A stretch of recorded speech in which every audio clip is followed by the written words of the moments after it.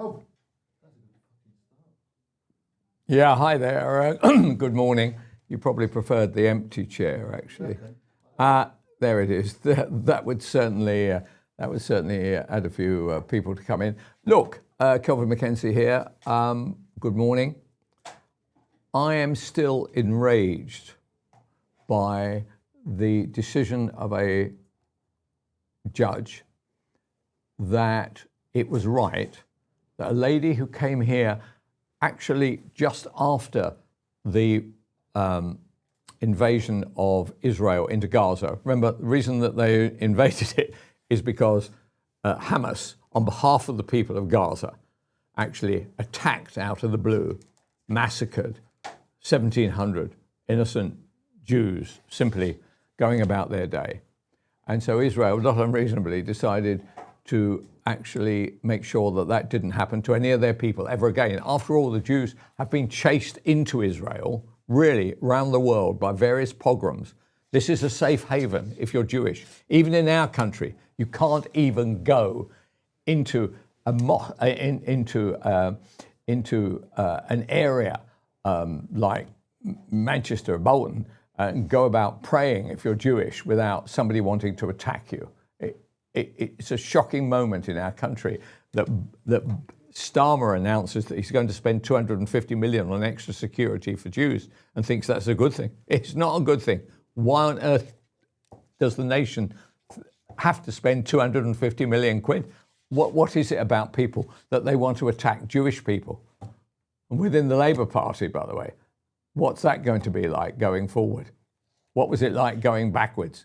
Actually, Starmer tried hard, actually, to stamp out anti-Semitism within the Labour Party. But of course, if people of another religion, we don't have to say who it is, dislike the Jews intensely, aren't they going to continue being anti-Semitic? I suspect they are. If you want to know how that looks, just look at what happened in the Maccabi game. One of the shocking moments of our time that Jewish fans couldn't come to that game. How bad was that?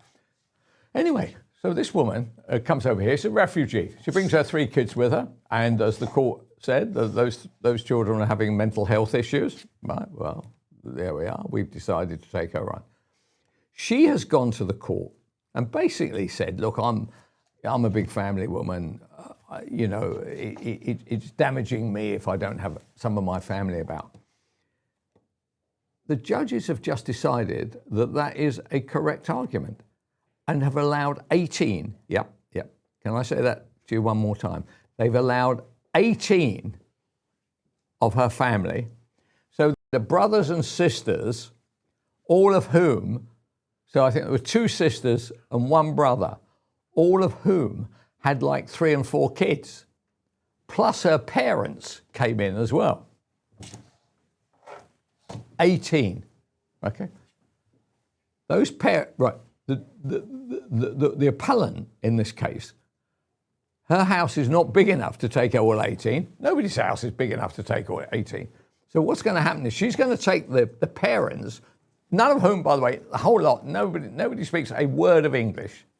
She's going to take them into her house. But the other 16 are going to go under on various social welfares, social housing. And of course, those kids then grow up and they go to schools.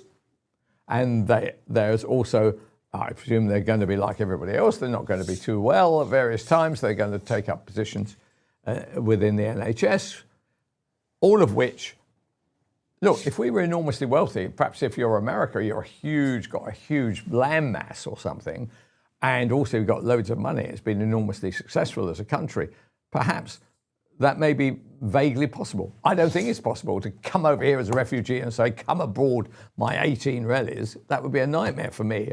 I can just about take them at Christmas. The rest of the time, I would not be in favour of them hanging about. Look, that's an irreverent point, but a gag, but it's not, 18 is not a jag. Now, the other thing that emerged, excuse me, the other thing that emerged, of course, is that not a single word, not one word has been said by the hierarchy of the Labour Party. Right? You would have thought everybody, give the Tories their due. I'm not giving any due to the Tories. One of the reasons we're in the crap we are today is 14 years of Camerons and Cameron-alikes being more liberal than the Liberals. Labour don't say a word. No Mahmood,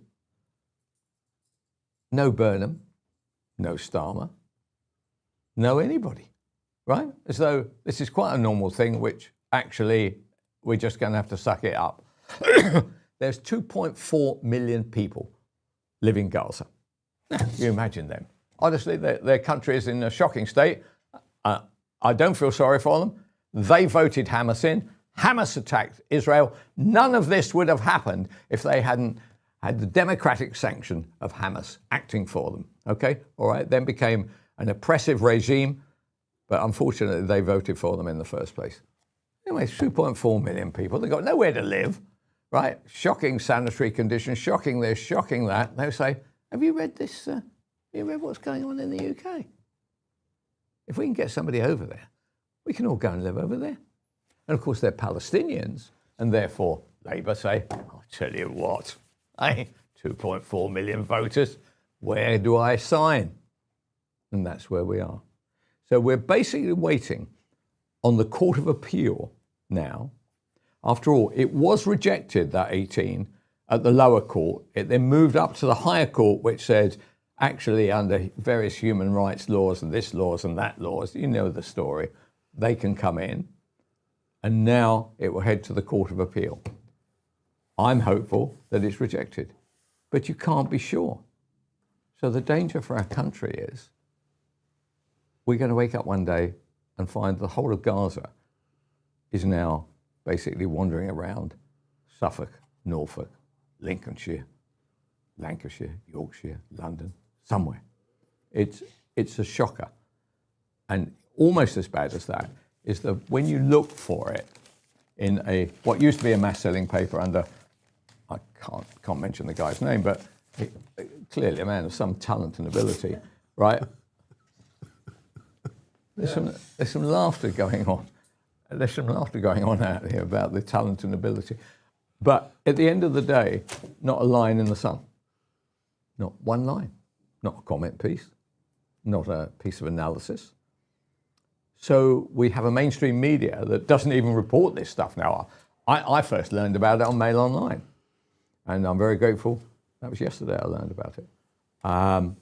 I find it astonishing this doesn't happen. But actually, nobody really cares about mainstream media now. And actually, the way you learn your information, or I get most of my information from, is either is something on the socials or actually on shows like this. And the reason why these kinds of shows work is for people, the guy to my left here, Mike Graham. Morning. So Mike has created out of nothing a really large audience, which is astonishing, really. There hasn't been any marketing. All there has been is his take on life. That will increasingly become the way that you receive your media. There won't be that general approach to it all, to news, 100% approach from the left, the right, and everything. It'll be more narrow in line with what you, with how you view life. Now, that could be good, that could be bad, but what it will do is at least it will tell us when somebody can come here as a refugee and manages to persuade a court that having 18 of her relatives over living off the state is a good idea, actually get some publicity. It's a shocker. Mike, I know that you've been big into this, which is... what I find disturbing is that as far as I could see, I didn't watch a lot of news. I don't watch a lot of TV-related news now because it doesn't seem to carry news. Yeah. Outside sort of kind of Mail Online and Twitter. I do know when I tweeted the Mail Online story, it's got 500,000 views and like 20,000 likes or whatever and 5,000 retweets. Look, I haven't got a massive Twitter following, right? Yeah.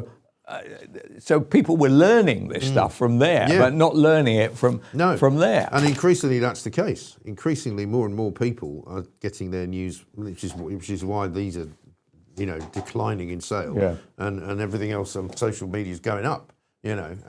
Which is why the government's trying to clamp down on it, of course, because they can't control it, and they're not very keen on the idea of me having a show. Yeah. Not very keen on the idea of you having a show, probably either. And they don't like the idea that you're not Ofcom regulated, and they can't sort of say you can't talk about this. And also, I mean, interesting, I was down at CPAC yesterday, and a guy from Poland was there who runs a big Polish TV company called Republica TV, and they keep trying to shut him down because he says that because they've got Donald Tusk there, who's a great sort of pro-EU bloke. And he said, we've just basically gone to a kind of subscription model where we don't need advertisers anymore because advertisers try and influence what we do. And so what we do is we sell subscriptions for £5 for people to watch the shows. And he says, we've now got the biggest television station in Poland as a result, right? So that's the way forward. Right, so we got over the driving commercial force of this business is a bloke who's clearly going to have to change his name, but he's currently known as Pooch.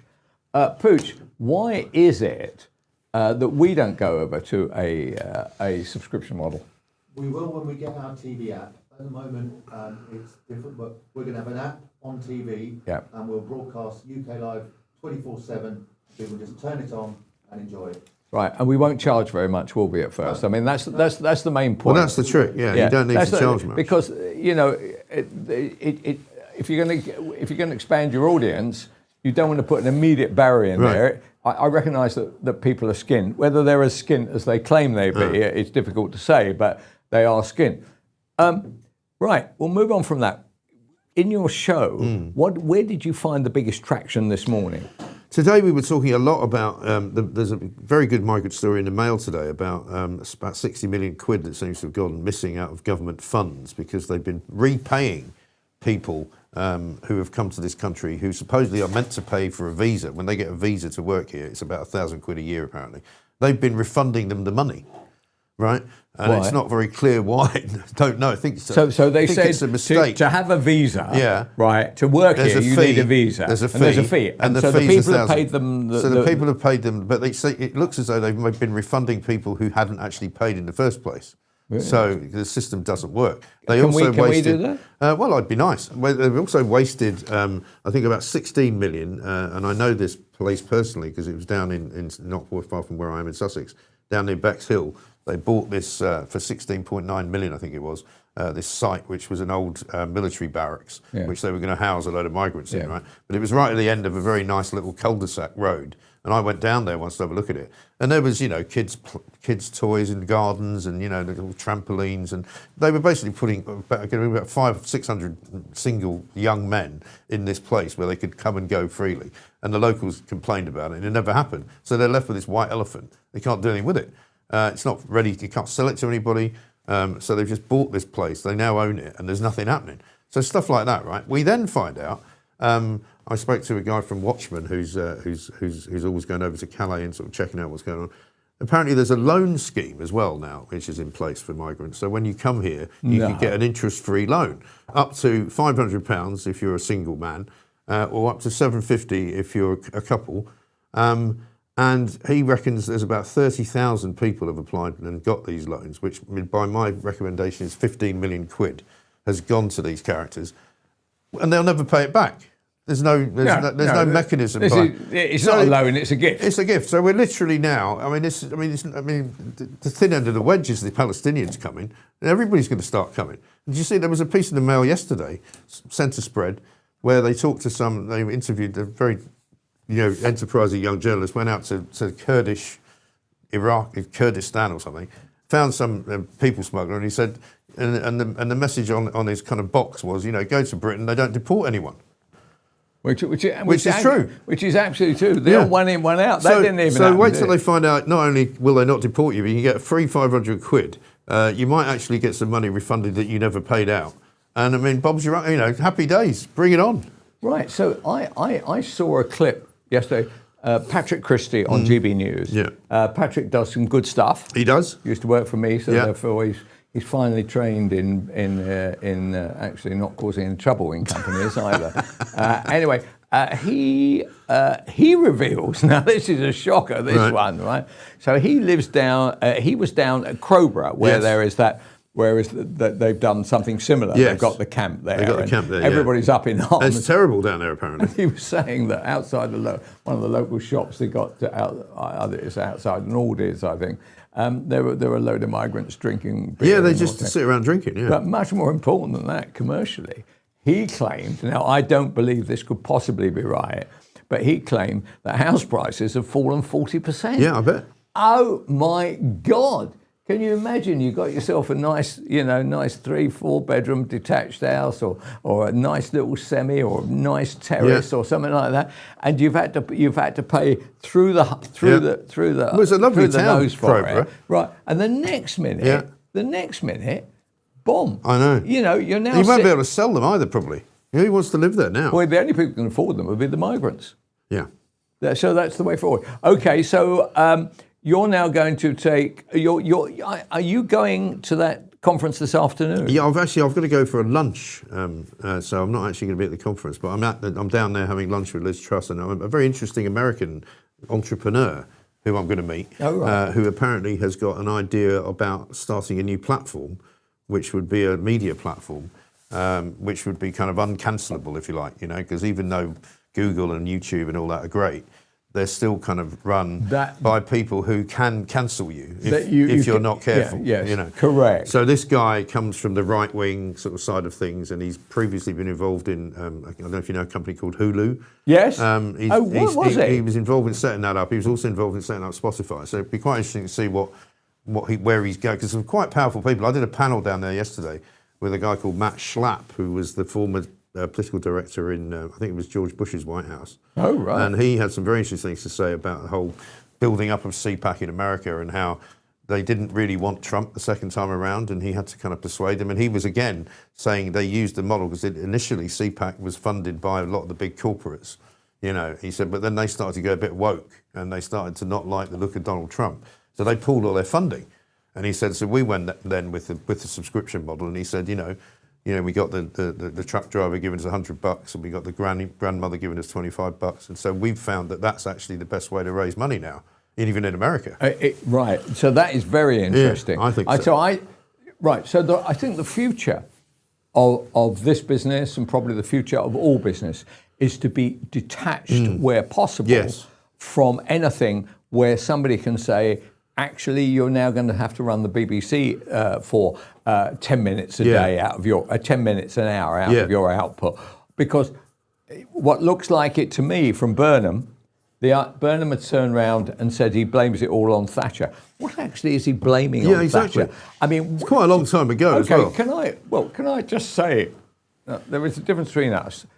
I'm considerably older than you. Is that agreed? I wouldn't say considerably. A little bit. Well, a good chunk older than you, right? Now, I've done my best, but at the end of the day, time does wait for no man, right? So I remember those years. Yeah. Okay. And the reason that Thatcher even existed, which is going to be the same reason that the right will exist and do, I suspect, well in 29, is that James Callaghan was the Labour Prime Minister, was a disaster. Hopeless. And the country was on its arse. Yeah. I feel that despite a cheerful countenance from Mr. Burnham, we are going back to those days. Yep. Now, the question is, does the country believe, and this is what I worry about, 50% of the nation now don't pay tax. Does that 50% say, actually, I rather enjoy this? Somebody else, that guy Mike Graham, Pooch, whoever, they're paying tax, all right. And actually, I don't have to work, and most things seem to be being paid for right now. Yeah. And would people perhaps find that attractive? I'm sure they would. However, it can't go on forever, can it? And that's the point. Eventually, that's what happened with Callaghan in a way, wasn't it? They ran out of money, and they couldn't fund what they wanted to do. And so it all went tits up, effectively.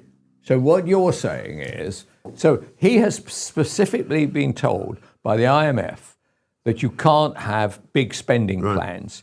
He says we're going to be more like Labour, And we are definitely at the top of my pile is nationalisation of currently privatised products. Yeah. And secondly, we're going to have social care. A social care cost.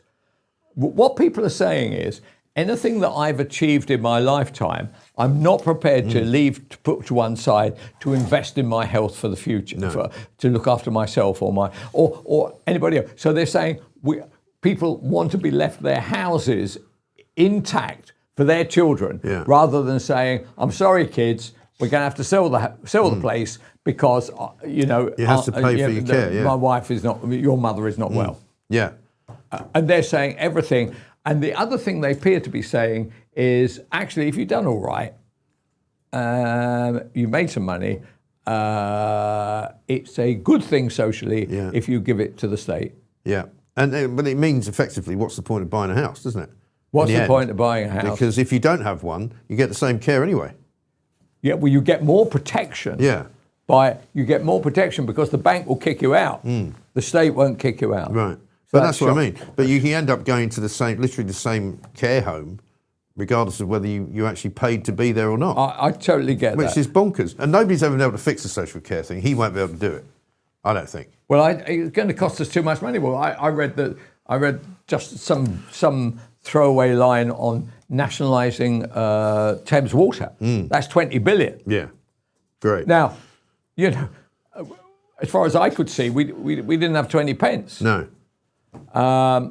There are some there seems to be more worries around than I can remember. Yeah. And also, we're a much more divided country than we were in the 70s. Because I remember Callaghan and Thatcher and all that as well. And the 70s was a tough decade to grow up in, which is when I grew up. But it was a much more kind of together country socially, I think. Yeah. And whereas now, when things are going to go wrong, it's all going to kind of spill out onto the streets, I feel, which could be worse. Yeah, I do feel that. And also, watching if you work in London, you don't have to live in London, but if you work in London, London is not a white city, which is a strange thing for a country which previously had been white. Totally. And you can either be positive about it or negative, or you may not even have any view about it. But it is a thing. Yeah, it is a thing. We better move on. All right. Okay. Just one quick thing to tell you, because you'll appreciate this. Yeah. It was yesterday down at CPAC. I found myself in a little booth because we'd set one up, and we didn't manage to get a banner printed, but there was one behind me, which was Talk. And so I thought, Talk was there? Yeah. So I thought, well, I haven't got a banner, so I'll just stand in front of that one. And so I made a little video and said, hi everybody, here I am down at CPAC. There's nobody here from Talk. It's almost as though since I've left, there's nobody left. There was nobody around, right? And then I found them up the road where they were standing with a camera, and I said, "Do you fancy interviewing me?" And they all kind of scurried away like cockroaches. Did they? Yeah, it was like they didn't want to. Oh, Mike Graham's here. Because what I was hoping for was they were going to. Who was there? They didn't have any presenters. It was just a couple of producers. One of them I knew, but I was hoping they were filming because I was just going to kind of appear from behind the Talk banner. But anyway, it was quite funny. So we don't want Talk to fail, do we? No, of course not. Actually, to be honest with you, but they have a difficult road to. They do, but you know what it's like. I mean, a bit like you. The bogeyman appears. And you go. Excuse me. Hello. What's that? Kelvin's at the front desk. Oh Christ! No, that would not happen. No, that would be bloody funny. Well, I told you, didn't I, what happened when one of the producers, they called me up to go on Talk Radio. Yeah. And some rather engaging young, didn't know anything, 19, 20-year-old, 21-year-old producer, and I said, look, I don't know you. Could I suggest that you go and ask one of your seniors whether you think it's a good idea that Kelvin MacKenzie appears on that was very good of you. Anyway, she came back and she said, we decided not to do that item now, but thank you very much. On this occasion. Yeah. Right. Oh, okay. Have a good weekend. Okay. We've got Connie Shaw waiting. Okay, right. Cheers, Mike. Thank you very much indeed. Mike Graham. It's no wonder he has a very, very successful breakfast show with an audience so large that conventional mainstream audios are about a quarter of the size of his YouTube audience. A quite incredible performance, really, when you think about it. Okay, right. So we have, there's been a, hi there, Connie. Hi, Kelvin, how are you? Yeah, I'm fine. Are you, so you are described here quite grandly as External Affairs Officer at Free Speech Union, yeah? That is correct, yeah. Okay, fine. A big fan of Free Speech Union, big fan of your boss. It's the most significant thing, anti-establishment organisation I have seen set up in my lifetime, because it gives protection to people who didn't realise they had done anything wrong, which is a fantastic protection. So I'm always urging everybody to belong to it. But when you describe yourself as External Affairs Officer, just for the sake of the audience, what does that mean? So the job that I have, no one at the Free Speech Union had before me. So I'm the first person to be the External Affairs Officer at the Free Speech Union, and the FSU needed someone who was on call to be able to do the media and talk about our campaigns and cases. And so my job is mainly about sort of talking to the public about the Free Speech Union. So I'm doing things that I'm the external face to the FSU. I will be at CPAC as well, go to events, to meet people, to meet our members, to speak on behalf of the Free Speech Union. So that's essentially what my job is. It does sound very grand, but effectively my job is I am a spokesperson for the Free Speech Union. Spokey, excellent stuff. Right. So Connie, tell me, there was a fascinating tweet put out by your boss, basically indicating that so there's a big problem. You explain where that tweet came from. What was the basis of the tweet? Well, I assume you're talking about the words that were posted by Heather Herbert. Yes, correct. About Anne Widdecombe stuff. Yes. Okay. So we have offered to support Heather Herbert, who is a chap who posted on Blue Sky saying that it was good news that Anne Widdecombe had died and that he hoped that she had died a very painful death. And it turns out now that Police Scotland have decided to arrest him and he has been charged. We don't know what he's been charged with yet. However, it seems as though he has been charged under a speech crime. If that is the case, we have offered our support, because despite the fact that what he said was disgusting and horribly offensive, we don't think that people should be arrested by the police for saying something that is disgusting and horribly offensive. We don't think that is a good use of police time. We think that police should be policing our streets rather than our tweets. He did say this on Blue Sky. We hear a lot about how X is apparently a cesspit. I would advise anyone to have a look at Blue Sky when someone on the right is murdered. For example, when Charlie Kirk was murdered, I would say Blue Sky was a bit of a cesspit. Lots of people in absolute jubilation at the fact that he had been murdered. The same goes for Anne Widdecombe in this case. So if we have, publicly said, if Heather Herbert would like to join the Free Speech Union, if he's been charged with a speech crime, then we will support him, because despite the fact that what he said was horrible, we don't think that it is illegal to speak ill of the dead, no matter how offensive it is. Yeah, no, look, Connie, I often, I'm kind of more in the middle on most of these arguments, really. In this particular case, vile piece of work that she is, actually, you are right in this area. There is no doubt about this. I can't understand why anybody would say anything as vile as that about anybody, especially a 78-year-old, frail old lady bludgeoned to death by somebody who knows who that somebody is, but the main suspect appears to have driven, literally hundreds of miles to carry out the crime. Why they would say it, but then to turn it into a crime, I'm hostile to that. What I can't understand is this: why on earth haven't Heather's employers, Aberdeen University, where she is a web developer, why on earth haven't they acted? They haven't even suspended the guy or the woman yet. I mean, it is, and this has brought a whole load of buckets of manure on Aberdeen University. They could rightly say, you're damaging us as a brand, you're damaging our credibility, the fact that we employ Dirk like you is causing us a load of problems in lots of different areas, in political areas, but in sort of social media areas. What we're going to suspend you, and we'll carry out some brief inquiry into you, and then you can go and work and ruin somebody else's blinking company.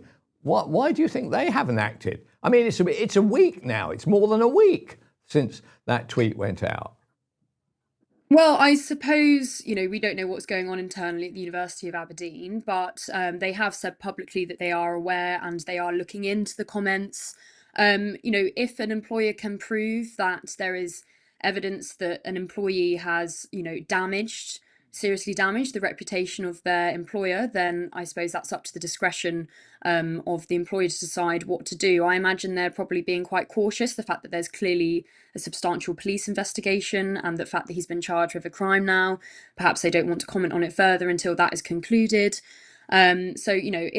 It's difficult in these cases because we don't want to see people being sacked from jobs for expressing their opinion. However, what Heather has said isn't necessarily a protected view, like a gender critical view would be protected under the Equality Act. However, he is still protected by Article 10 in the ECHR. If the University of Aberdeen can prove that what he has said has brought significant damage towards the university, then that is up to their discretion. But the more concerning part here is the fact that the police are getting involved. And quite interestingly, when it first surfaced, when people started reporting him, I presume, to the police for what he had said, the police originally said that there was no criminality to investigate. And then a short while after, it turns out they had reassessed the situation and have decided to charge him. So it would be interesting to know what Police Scotland changed their minds about. Perhaps Police Scotland feel as though they need to arrest him in order to dispel any claims that they only arrest or investigate people who are on the other side of the political spectrum.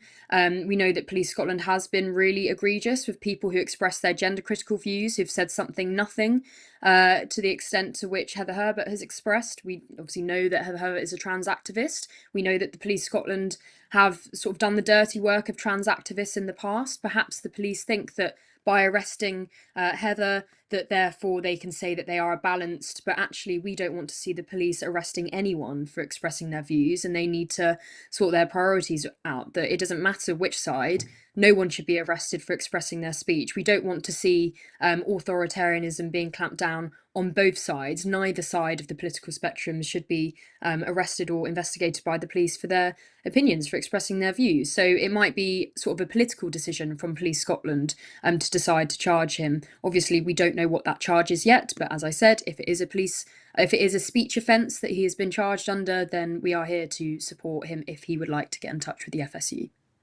Okay, just to get this right about being this free speech absolutist, there is a price to be paid if you actually say something untrue about somebody, though, isn't there? What you're saying is an opinion is an opinion, but if you say that Tom at number 83 is having it off with Christine at number 96, or you suggest that Tom is a bank robber or a fraudster or something like that, you can expect the full force of the law on that, surely.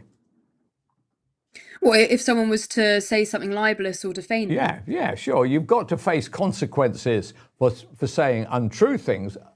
Opinion is different. Well, I suppose, most people who end up sort of suing for libel or defamation, it's probably because they have a big profile, and perhaps it's against a newspaper or things like that. We don't tend to get involved with those cases so much because, like you say, it is almost a different matter. It's not necessarily about someone being clamped down on for expressing their opinion, as you said. I think in lots of cases, instead of going to the law, if someone has said something that you think is untrue or misinformation, the best thing to do is, instead of clamping down on their speech, rebut it with more speech. This Labour government is particularly concerned about mis and disinformation, and their response to that is to clamp down on speech rather than asking for more people to speak to try and rebut that information that they think is incorrect. Instead of Lisa Nandy wanting to remain on X to try and disprove what she considers to be mis and disinformation, she's decided to vacate X and advocate for more control of social media. So often in these cases, more speech is better than less speech. But at the same time, we don't tend to, most of the time, people do get in trouble for saying things about political figures. And we have had a case recently where a politician has tried to sue people who criticised him, and we're helping those people cover their costs. Because we think that people should be able to criticise politicians, even though those politicians might not like what they're saying about them or think that what they're saying is untrue. So it tends to be, I feel, the other way around, where people are being sued for libel or defamation when really it is just their opinion. And only in certain cases can it be proved where it is significantly damaging to someone that they should be able to sort of successfully sue someone for libel. That's fine. Great. Well, that's great stuff there, Connie. Good luck. How long have you been External Affairs Officer at Free Speech Union? Just over a year. And as you were saying at the start, the FSU is an extraordinary organisation, and I know what it's like to be on the receiving end of their help when I was at university. I don't think I would have been able to finish my degree if I didn't have the support of the Free Speech Union, so I'm extremely proud to be able to continue their work. And as you were saying as well, I'd advise absolutely anyone to join the FSU, and it was only £30 for me when I was a student, and I can safely say it was the best £30 I ever spent. So please do join us, no matter what side of politics you're on. Great advocate for your employer. Thank you very much indeed. That's Connie Shaw, who's a spokesperson actually for Free Speech Union. As she points out, it's not a lot of money, and there's a lot of protection. Actually, Toby Young, a very, very clever guy, and we should all be grateful in this difficult world, and especially when you've got a government. Actually, I'll never forgive Starmer for Lucy Connolly, because basically what he did was he signalled to the judiciary that this is coming from number 10, that you have got to make an example of somebody. She killed that tweet. It was completely wrong, by the way, completely wrong. She killed it. The idea that somebody, when they read a tweet, says, oh, that's a good idea, I must rush out and do what some nondescript lady from Peterborough has just decided looks like a good idea, is preposterous. Then you get in front of a judge. So the judge says to himself, I tell you what, if I decide, so there were two people at fault in this. First of all, there was a defence counsel. She says that she was urged to plead guilty because actually she said if you don't plead guilty, you could end up getting 7 years. Okay. And you'll spend that entire time on remand. And on remand. I mean, really, what a disgusting threat that was. So that was a mistake. I'd love to have that defence counsel come on here and explain why he gave that advice. And secondly, of course, that this is just an ordinary lady from Peterborough. So the Free Speech Union come onto her, who weren't as powerful as they are today, and say, we can help you. I.e., the first help they would have given were giving them free legal advice, and the free legal advice would have included pleading not guilty. But she didn't take that because she was scared. I don't blame her. Then there's the judge. He says, right, okay, now you've pleaded guilty, and because I want preferment going forward, or I don't want to fall out with the people who can give me preferment, I'm going to throw the book at you. 31 months. I am always saying this. You would have to beaten the hell out of somebody you've never seen in your life and leave them half dead in the streets for that to be matched. A shocking, shocking indictment of our country. Free Speech Union, great place. Now, I saw this as a throwaway line. Actually, I think I read it in The Guardian. I know, wash your mouth out and all that. Actually, I like my information to come from multiple sources. And the interesting aspect that some research in Sweden has found out is that for every 2 men who vote for the right, only 1 woman does. Now, I suspect, I haven't got the stats, that would be very similar over here.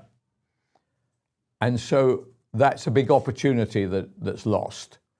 And I would further say that if you have a lineup of Nigel Farage, very bullish, Richard Tice, very bullish, Yair Youssef, very bullish, Lee Anderson, very bullish, all male, all bullish, actually no kind of cleverness, I don't think that's inviting enough to bring in more women. But look, I've got an expert coming in rather than my views. Jasmine Bertels. Hi, Jasmine. Hello there. Hi there. So, Jasmine, what's your interest in this particular area of political life? Well, it's something that I've been talking to the youth about. Like my nephew, for example, he's 24, and it's a theme of his. Or the women that he knows are left wing, the men that he knows are right wing. He said in his youth group, age group, it's very stark. The women are left, and they're often green as well. They're not just left; they're Green Party supporters, and the men are right. I mean, with the Green Party, it's about 60% female following.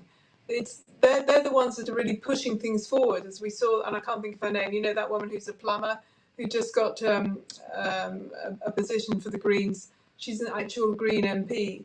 This is what's pushing the Green agenda. It's the women. And I do think that, well, I had a look at the article that you mentioned in The Guardian, which talks about Sweden. And it is very, again, it's quite a stark difference between what the women are voting and what the men are voting. But I think that what happened here in this country back in maybe the 90s, when the Conservative Party became the nasty party, I think that's when the rot set in, and they wanted to appeal to women more and be a bit more socialist. And then they did. The Conservative Party became more socialist in order to appeal to more female voters, or just more voters generally. And they lost their way. So it is something that needs to be looked at in this country as well as in Sweden. Okay, so that's where the problem is. What on earth can be the solution? It surely has got to be that you have to have female faces looking at you and making similar points, but they make them. But each sex makes the points in different ways and has different touchstones. So that's what I would like to see at the top of the reform. I'm not saying that they should get preferment, right? Nobody should be pushed aside, but there have to be powerful female voices at the top of political parties. Otherwise, for instance, you end up like the Labour Party, to be truthful, where actually, while the Tories have had, a number of prime ministers and leaders of their party over the years, Labour, they look upon women as some kind of rather strange creature that died in Jurassic Park or somewhere. Well, they've got quite a lot of women in power, if you like, in power. Not necessarily the right women. I mean, Angela Rayner. Where do you start? Honestly, Rachel Reeves. Rachel from Accounts. We've got. I think actually I quite like. I'm trying to think. The Home Office Minister. But Mahmood, I think she's sort of not too. She's got a tough job, and I think she does it sort of half decently. But as you say, what you don't want is to have preferment of just, are you a woman? Have you got sort of female bits? Right, well, come along then. Can you do the job? Don't worry if you can do the job. So that we do really need to have people who really can do the job. Like the Free Speech Union speaker. I mean, I think she's very, very good. She was good. Yeah. So you need people, okay, they're a woman, but then you need people who can know their stuff, can communicate it, do come across well. And that might mean that there will only be a few females for a little while on the right who can do that. But it's better to have a few who are good than a lot that are rubbish, which is, as you say, what the Labour Party has at the moment. They've got women, but golly, I wouldn't vote for any of them personally. Well, I'm glad you said that, Jasmine. Look, your line is absolutely terrible, and I'm very sorry. We're going to have to leave you right now. So, Jasmine Bertables, thank you very much indeed. Well, could you log out and log back in? Well, we could log out and log back again, or otherwise, we actually might actually show a Two Ronnies sketch, but we just have to see which works. Give us another go, though, Jasmine. See if we can get you back again. I like the Two Ronnies idea, actually. Yeah, I totally agree. Right. Well, there was a lot of clicking and clacking going on there. But So Paul, this is about an AI doctor. This is the Two Ronnies predicting AI 50 years ago. okay, fine. Is that really 50? Yeah. Okay, fine. Watch this, everybody. This is funny. Yeah, hi there, Kelvin MacKenzie again.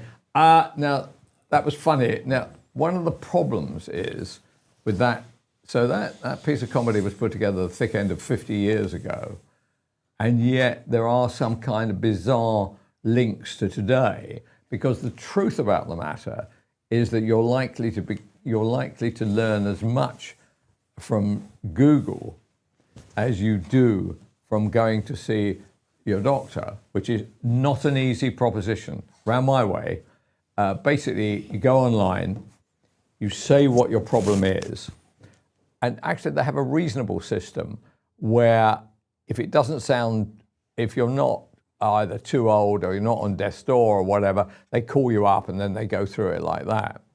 I also quite like the idea that you photograph whatever the area is that is causing you the problem, and then they give some kind of idea, and then potentially you get a face-to-face with the doctor.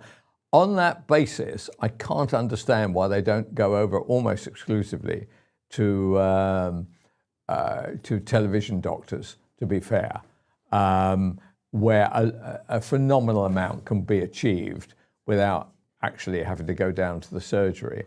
The other thing that appears to be happening within the NHS or within the GP world is that fewer and fewer doctors are working full-time.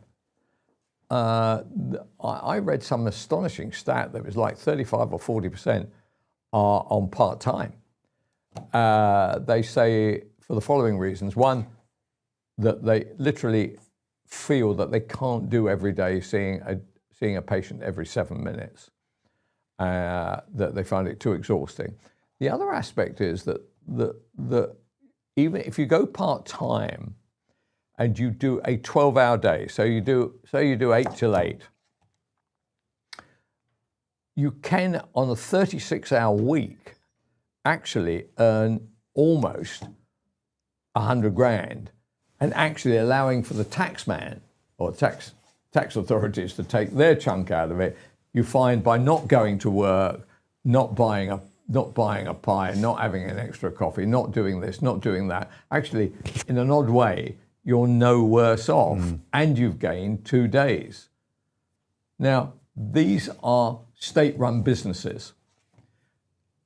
If we move on to the consultant area, which is the one that makes me laugh, they get a guaranteed income. Now, that guaranteed income now, 130,000, 140,000 pounds a year for I'm not saying they're not skilled people, because they are, many of them, or can be, surgeons.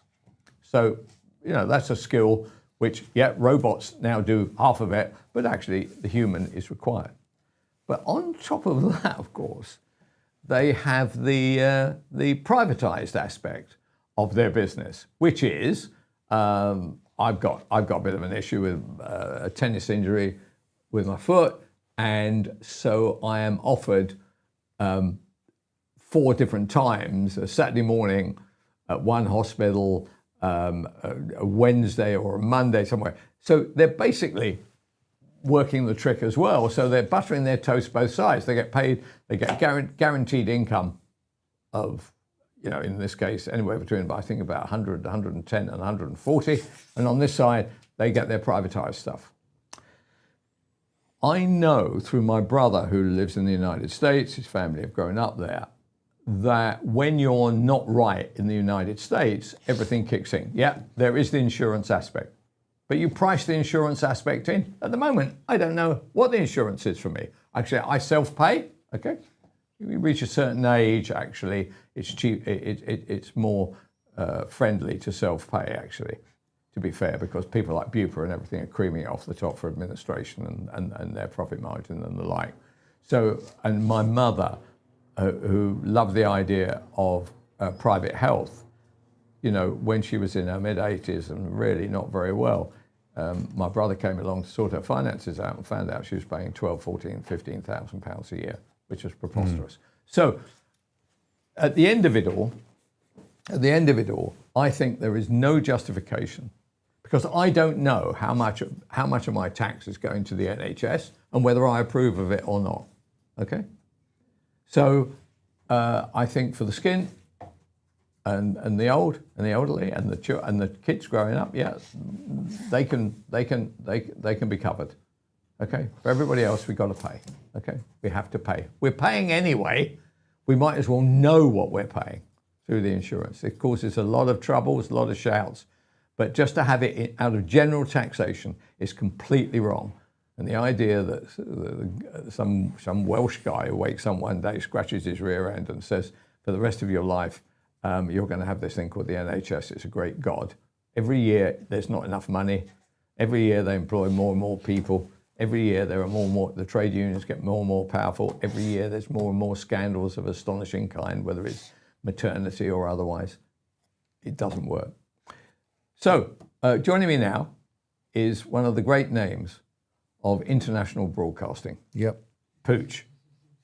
Good morning, Pooch. Good morning. Now, Kelvin. when we were talking before, you had an extraordinary story, right? The Pooch story. You don't look like Pooch without having a story behind it, by looking like that. You end up in Australia, and you end up battling, fighting. It's a big issue between tribes, Aborigine tribes, and you are the white guy fighting for the Warramungu tribe, right, against other tribes. Yeah. Okay, fine.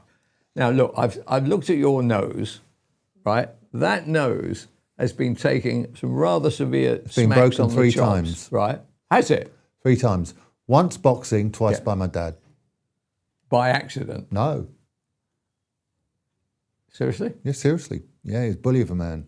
Bully of a man. So I learnt to box because my dad was beating us all up and beating my mum up. Can I ask you this? Have you got siblings? Yeah, brother and sister. My sister left home when she was 19 to get married, to get away from my dad, the night of her hen do, which was supposed to finish at 7 p.m. He went down, dragged her out by her hair. My brother, he's a year younger than me, but he was just too scared of my dad.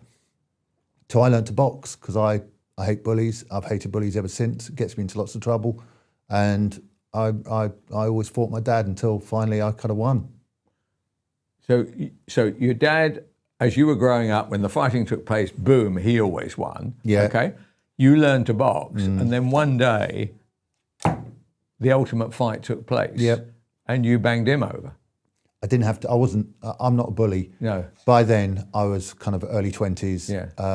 How old was he? He was in his 50s. Yeah. You know, younger than me now. Yeah. But he knew and I knew, and it just kind of got to that point, and I kind of walked away from it. In hating bullies, I can't be a bully. If I see someone in the street getting set upon by some other people, I jump in, and but I hate violence. I hate seeing violence. I hate it on Twitter when you see people fighting. I abhor it completely. I know how much it happens behind doors, how many women are being abused by partners, how many kids are being abused, and the violence is just such a terrible thing. Fascinating that you said about talking to Connie about women not voting for the right. Maybe the right seems more combative. Yeah, correct. Standing up and fighting, And whenever my wife and I are watching something on TV and there's a bit of violence, someone gets their comeuppance. My wife doesn't like it. I like it. I love seeing a bit of comeuppance. So there's that difference. So I'm wondering, we're going to put on a show exclusive. We've got a show coming called Adult Human Females. Our next guest will be part of that, Marilyn Hawes, who's coming on in a second to speak to Kelvin. I'm interested to see women's opinions on things, not because they're railing against men or anything like that, but we are different. Men and women are different. We think differently. And I think we need to get to the root of why women think differently about politics to men. I'll give you an example of that. Go on. So, I've got a great missus in Leslie. And anyway, I see something on the telly, and if you do this kind of business, or you're in the opinion business, you start shouting side to side.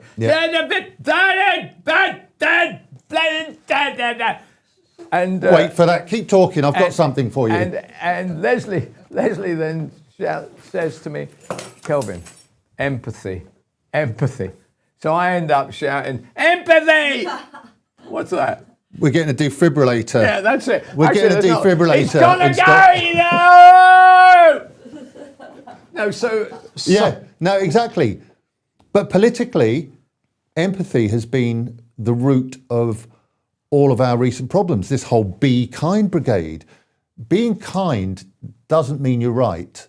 And I go back to when there was the Brexit vote. My wife would say, "Oh, don't mention that you voted for Brexit at a dinner party," or "Don't mention. You can't say that you support." Can I be honest with you? I can't imagine you at a dinner party. I don't believe that with your personality, you get invited, right? And if you did get invited, that would be the last time you'd be invited, because somebody would only have to say something, and you start giving them a bloody gobload, and then you and the missus get slung out. Well, yeah, I wouldn't not talk about it. I did talk about it, but I would have a reasonable debate. That's the thing. I wanted a reasonable debate. I don't want to debate. I don't like going to dinner parties because people then, they've got a set view of, I quite understand that. I don't want to sit there and just debate it because the other side start making what I think are non-intellectual points or actually want to carry the debate on. I mean, when you disagree fundamentally, there is no bridge on it. No. And that's why these shows actually do rather well, because you're not trying to convert anybody. Anybody who comes on here has got a fairly good idea on any given subject, which direction you're going in. Yeah. Whereas when you go to a dinner party, you sometimes get the other side who actually want to A, have the last word, or B, want to make some rather obscure point. And you literally, unless you want to damage the evening for everybody else, you have to suck it up. That's all. Yeah. I mean, the last resort is throwing the tables over and saying, right, get stuffed. Yeah. Or sucking it up. Yeah. And I'm the same as you. I'd rather not go nowadays. This is 10 years ago. Yeah. I've kind of retired from socialising. Yeah. Apart from a very good party coming up, someone's 80th birthday that I've been invited to. Yeah. So he says no one would invite me, but I'm invited. Yeah. I haven't got. No, you can't. No. I'm sorry, Charlotte. I'm sorry. Right. Let's just go back then to what. So you are. I think you are Reform. No, right? I'm not. We got Marilyn coming on to talk about Sadiq Khan. Okay. So fine. should we have her now? Yeah. Quickly? Let's have her. Yeah, but don't go anywhere, okay. Boots. Don't go anywhere. Can we have the guest list come up? Oh, It's Marilyn Hawes. Yeah. I don't know. There's Marilyn. Hello, Marilyn. hello, good morning. Morning, my love. Morning. Kelvin, I always have a problem with my phone because my laptop doesn't on UK Live or Mike Graham. Okay, that's fine. Okay. Marilyn, so in a series of kind of bizarre appointments to the Lords, the one that's got the headline is Sadiq Khan. The thing that upset me beyond Sadiq Khan getting a peerage was the fact that he's still got 2 years to go in his tenancy at the moment. He still hasn't said that he's standing down and may run for a fourth term. Well, I don't understand how he can be appointed to the Lords whilst this rape gang inquiry is going on, because without fear or favour, people should be named. And we know that he can't not have known there were 9,000 cases in London itself. Oh, he didn't see them. He didn't know them. He didn't know how to answer Susan Hall, wasn't it? When he was asked about it, is he blind? I mean, where his office is right in one of the key parts, Westminster. You've only got to go and look at any normal troop station and you'll see kids being picked up of a certain age. I mean, the man, he's just a slimy little toad. I can't stand him. He's a snake. I can't bear the man. I mean, he's ruined London. He's turned it into a cesspit. And if he doesn't think that what he's done has caused harm to this country, I won't go to London anymore unless I absolutely have to. I hate it. I absolutely loathe it. And it's just judged for the boys. It's all backslapping. Oh, yes, before I go, I'll give you this one gift. Is the Lord. He shouldn't. Half the people in the Lords shouldn't be there. You go to the House of Lords, half of them look like they've been embalmed. I mean, honestly, truly. But that, unfortunately, that is our democracy at the moment, isn't it? But we haven't got a democracy, Kelvin. We don't have a democracy. Keir Starmer is a Marxist control freak. When normal teenagers were sniffing around girls and going out for dates, he was at some commie camp over in Eastern Europe. He is a complete control freak. He's a narcissistic control freak. I'm glad he's gone, but it's only going to get worse because Burnham's going to be no better, I don't think. But they're all sucking up to each other. Khan, what's his name? Oh, what's the guy? Mark Rowley. They're all in it together. Hermer.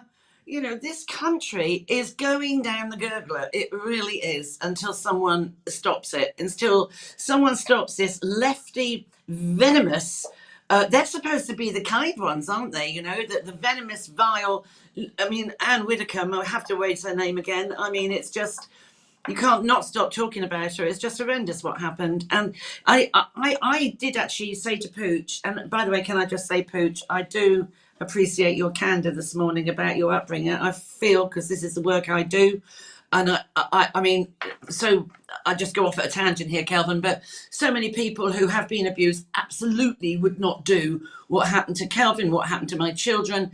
It's abhorrent to them, but on top of that, though, what I would like to get out there on this is I'm very friendly with a guy who works very high up in Europol, and when this happened to Anne, dear Anne, I said, oh, this is contract killing, isn't it? Right from the off. I said, there's no way this is a burglary. It's nonsense. Anyway, he said, if you go on the Europol website and you key in, it's CFT, Counter Force Terrorism, CFT GRIM, GRIM. You look it up, and it's called that because they noticed this thing called violence as a service is catching on globally.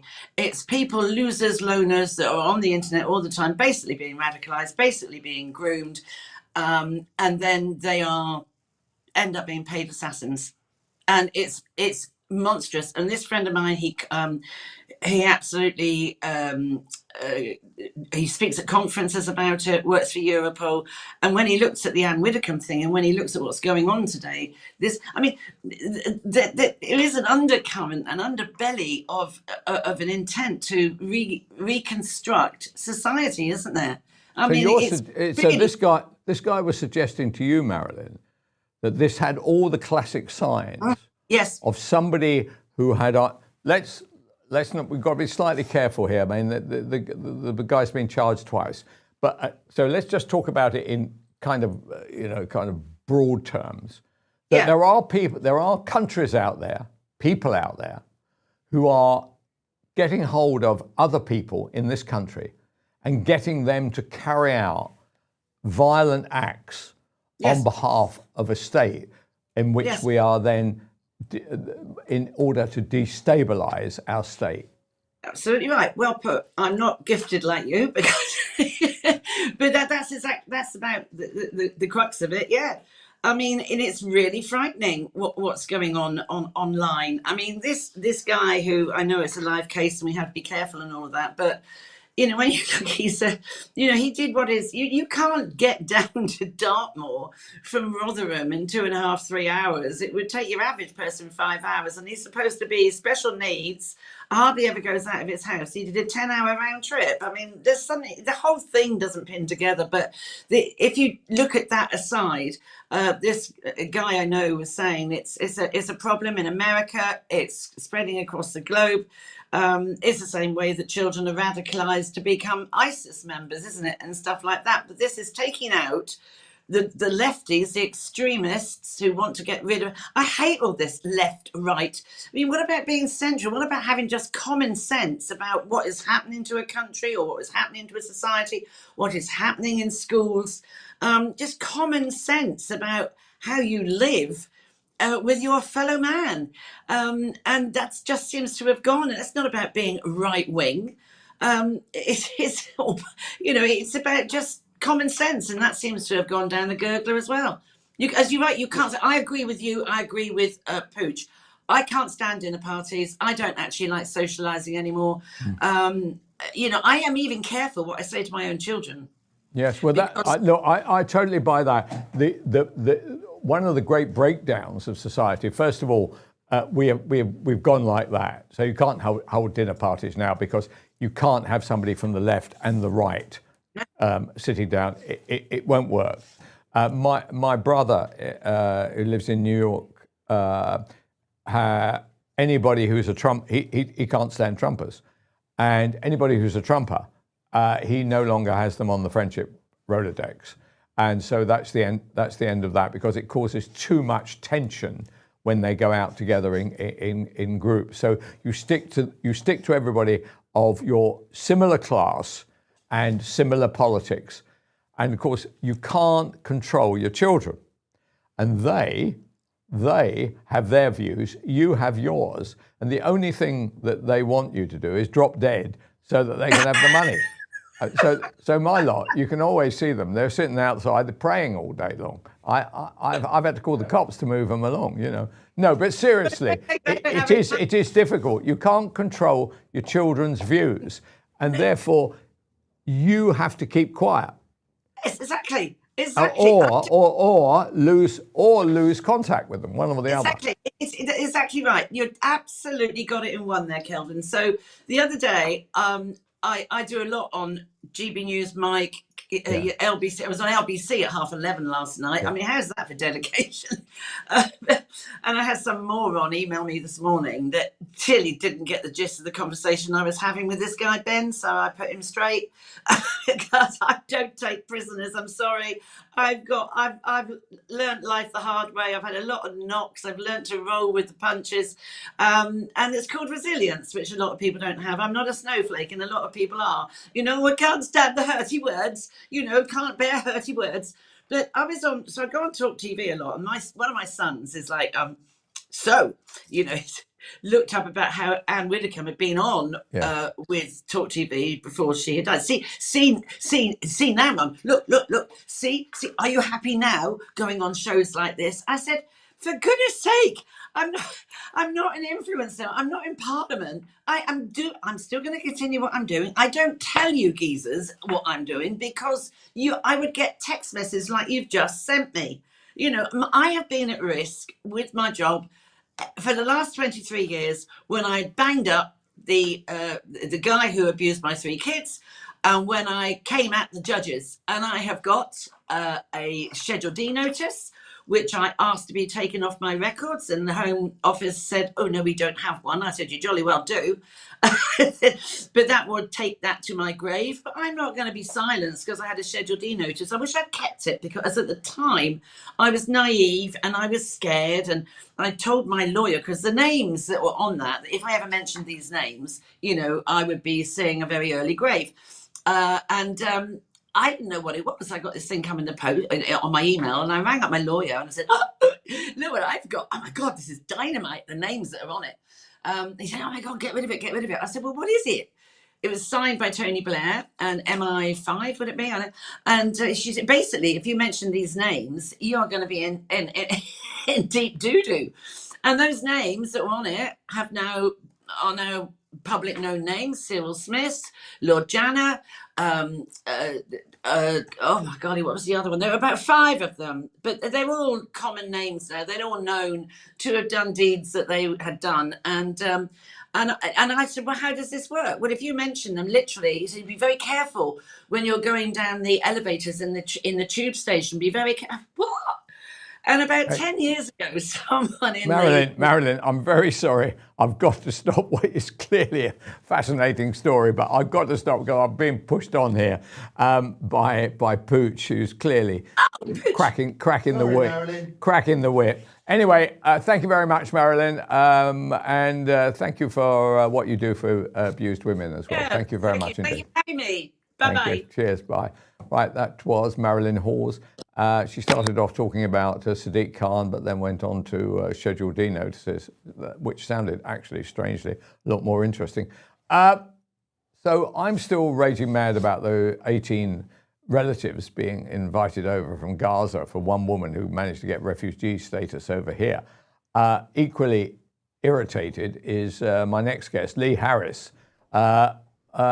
Morning, Lee. Good morning. So, Lee, who are you speaking for? Are you speaking for yourself? Are you speaking for an organisation, or what? I'm speaking for myself. Okay. Quite often, I'm completely independent. All my views are my own. Right, so yeah, this is my view. So, what on earth can we do about that? I mean, this is quite a serious occurrence, and will be an encouragement, I suspect, okay, to the 2.4 million people of Gaza who probably can't wait to get out, but more importantly, probably to the whole of the Middle East and half of Indonesia and a good chunk of Vietnam, and everybody's saying, oh, I see, we can just come over, and not only that, 2 minutes later, we can bring every relative and every friend we've ever met in our lives over, so we can have our own community within communities. Yeah, I mean, I believe it's a really dangerous abuse of the system that's been propped up by, really bad legislation, activists, judges, lawyers, and obviously the ECHR and Labour's Human Rights Act. I mean, what this says to me is that, there's large swathes of the left who believe that people just have a right to come to the UK. We do have a long, proud history of helping people in need, but this is just a blatant example of migrants or asylum seekers, exploiting the system against us. The initial ruling was that this was not allowed, and it's been pushed back in I believe, a immigration tribunal, which sounds like it just should be scrapped. There shouldn't be a single entity that can overrule in a sovereign country, its democratically elected government. I'm not the biggest fan of Shabana Mahmood or Labour at all, but to be fair to them, they did block this, they've just been overruled. But I believe this is absolutely ludicrous. But we don't seem to have any leverage in any area, do we? I mean, I quite agree with you. The idea that a court could say that this is okay sounds bizarre to me. I would have thought a democratically elected government could actually say yep or no. But the other one that puzzles me is that we can't seem to kick out Shabim Ahmed, the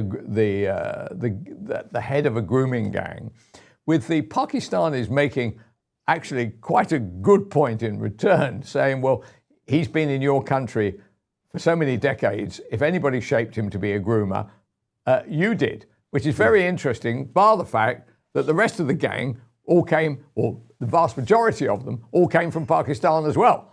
So the idea that over here there's a special place where actually you want to be a groomer, okay, come to Rochdale. We've got a Rochdale grooming farm over there. So that's crap. But why don't we simply say, you either take him back or we scrap that foreign aid of 153 million. Honestly, I don't care. And actually, the other thing we're going to do, we're not going to allow any Pakistani to come over here ever again. You're not going to get a holiday visa. You're not going to get a work visa. You're not going to get a loud visa. We're just going to stop the lot. You're either going to play by our rules or you're going to stay in your country, where actually fewer and fewer people, Pakistani originally, do not wish to stay. Yeah, I completely agree with that. And, you know, it is a fair argument, but, well, no, it's not a fair argument. It's an argument. It is an argument. It's an argument, but we have, I think it's fair to say that we have large, you know, conclaves in the UK where they haven't integrated. It's not like he's been brought up with British values. Yeah. So I would push back strongly against that. But you're absolutely right. I mean, the problem is with this country is we're so wrapped up in our legislation. I completely get the fact that we want to abide by the law, but there are certain things. I mean, just think back to Cameron, and it's obviously a slightly different thing, where the ECHR wanted to give prisoners the vote in the UK, and you know, eventually he stood up, and I think the words that he used, correct me if I'm wrong, were, "Over my dead body are we going to give prisoners the vote in the UK." So it can be done. It just requires the political will, and something like that has not been visible to me for many years. But if you know, this country would be in a terrible state if I was Prime Minister. But you know, I would literally just put this guy on a plane and drop him off at the nearest airport in Pakistan, and then just leave. What are they going to do? They're going to try and send him back. We'll just block him.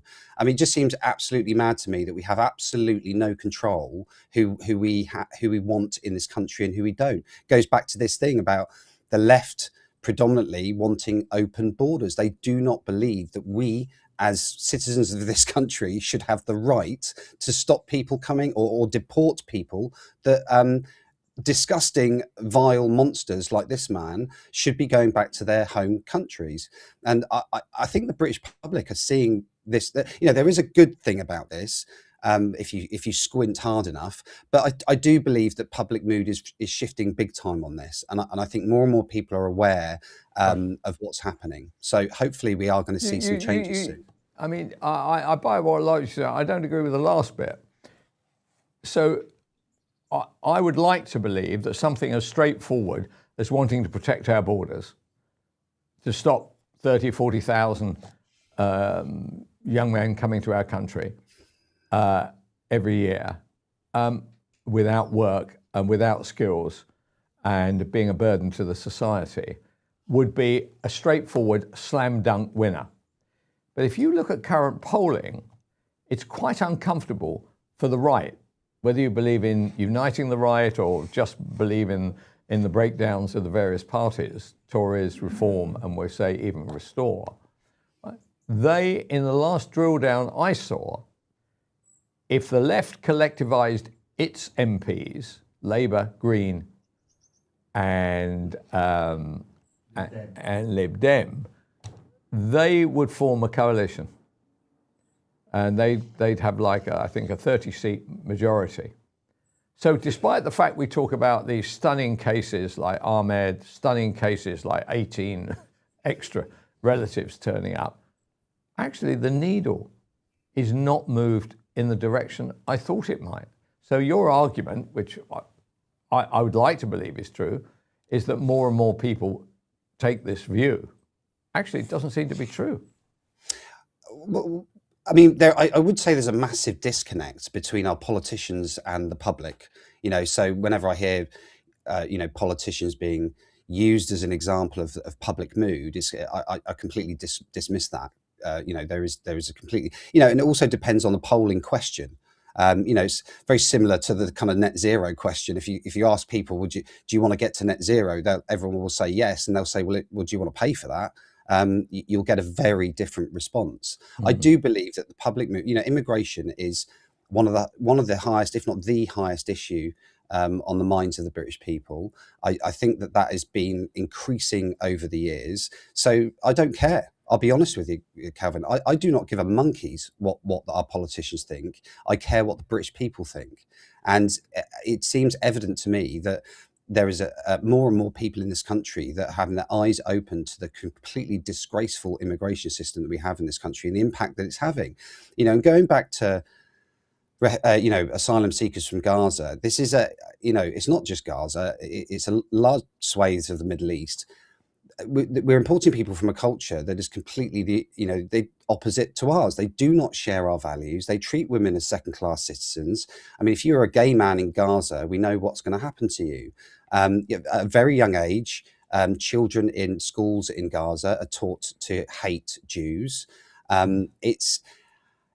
I think I saw a poll relatively recently, certainly in the last year or so, of Palestinians that I think around 70 to 80% of the population support Hamas in one way or another. They opposed the disarmament of Hamas, and they supported what happened on October the 7th.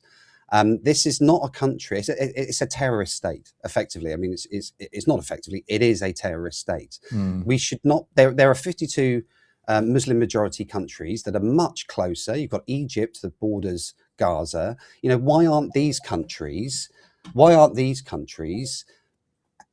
offering asylum and support to people who are much closer aligned to their views? I just do not understand why it's Britain, our country, that somehow they have the right to come to. They can choose Britain, like they're in a blooming sweet shop or something. We'll choose that country, and we have absolutely no say in the matter. And I do believe that message is getting through, especially, I saw a news channel covering Crowborough, and the effect that it's having on that community where we're putting asylum seekers in back on GB News, GB News covered it. 300 illegals. We know nothing about these people. They've not been security checked. And even if we did try and security check them, it would be almost impossible to find out their criminal history if there is one. We have absolutely no idea. It's a massive security risk.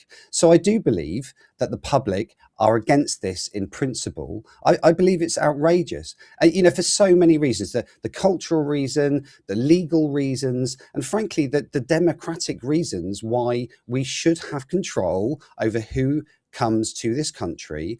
And we get to decide. Like, for example, I fully supported the Ukrainian scheme. I fully supported the Hong Kong scheme. I think the public in general are very fair-minded.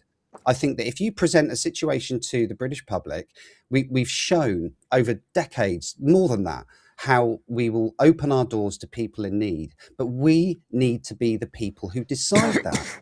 And I'm sorry, I would be it would be a flat no from anybody from Gaza or Palestine. It's just completely incompatible with the people of this country, and there are lots of the countries. I see. I didn't get that, Lee. So the point that you're making is that if there are either cultural, commercial links with us, that's fine. But if we cut to the chase on this, are you saying that effectively, if you are a follower of Islam, because of the tenets of Islam, then I'm afraid you can't come here?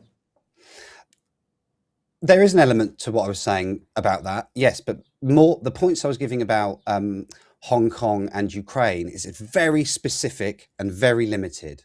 And we do know, for example, that the Ukrainians will want to go back home when it's finished. So that's a very specific and limited situation where we get to choose and we can help. And that, and it was done with, I believe, probably the support of the public at the time. That was the kind of main thrust of my point. But you do make a good point. It does go to culture as well. And there are a lot of Islamic countries out there that have a culture that we find repulsive in terms of how they treat women, how they treat other ethnic minorities, and specifically their views on Jewish people. And they're going to be coming to a country where we openly accept all of that, and rightly so. Nothing against ethnic minorities, nothing against Jewish people at all. And I'm proud of the fact that this country is welcoming to all people. But we need to have that control, and we need to be able to judge the kind of culture that we don't want to import cultures like that is the point that I'm making. Lee, I'm sorry, I've got to interrupt you there. Lee, you've had a good run. There's some interesting stuff there. I think I agree with a good chunk of it. Thank you very much indeed. That's Lee Harris, a political commentator. Very good of you to come on today.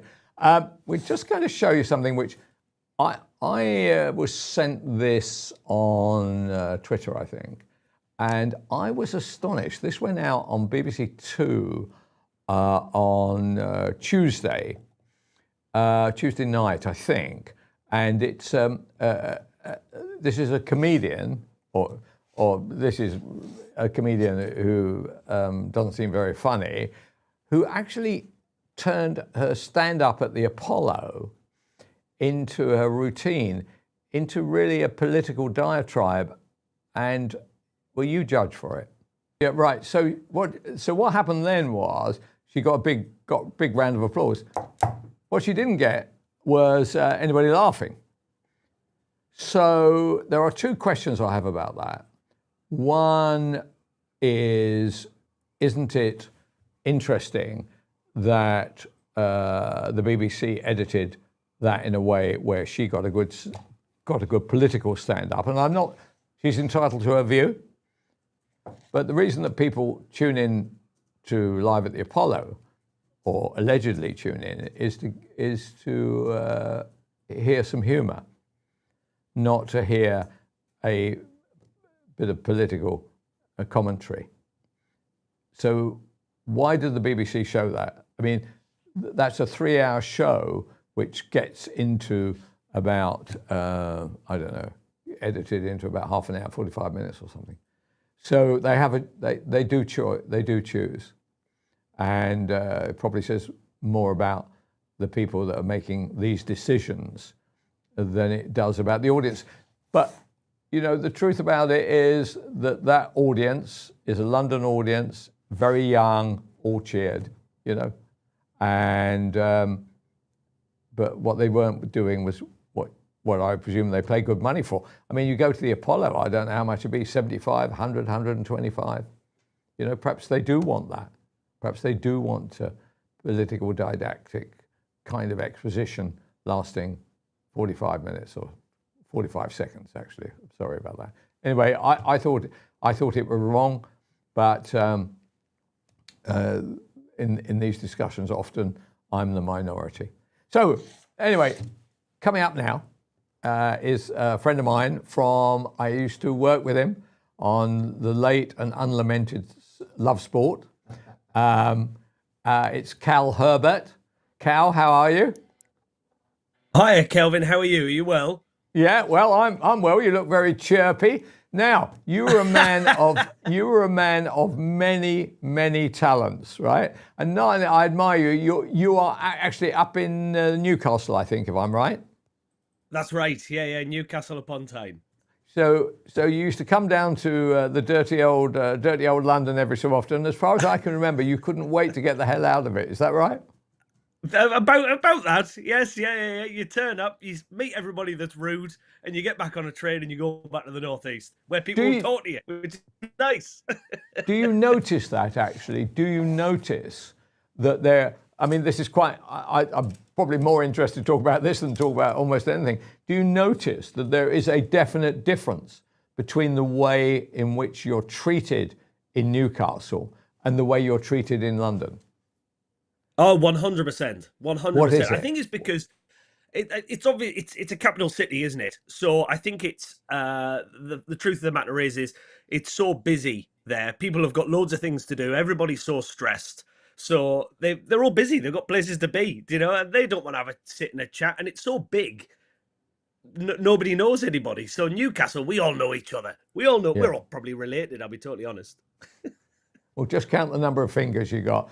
So, Cal, you are essentially a comedian.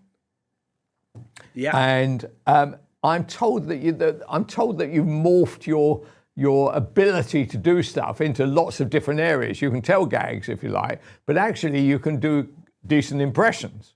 So what would you describe as your favorite impression?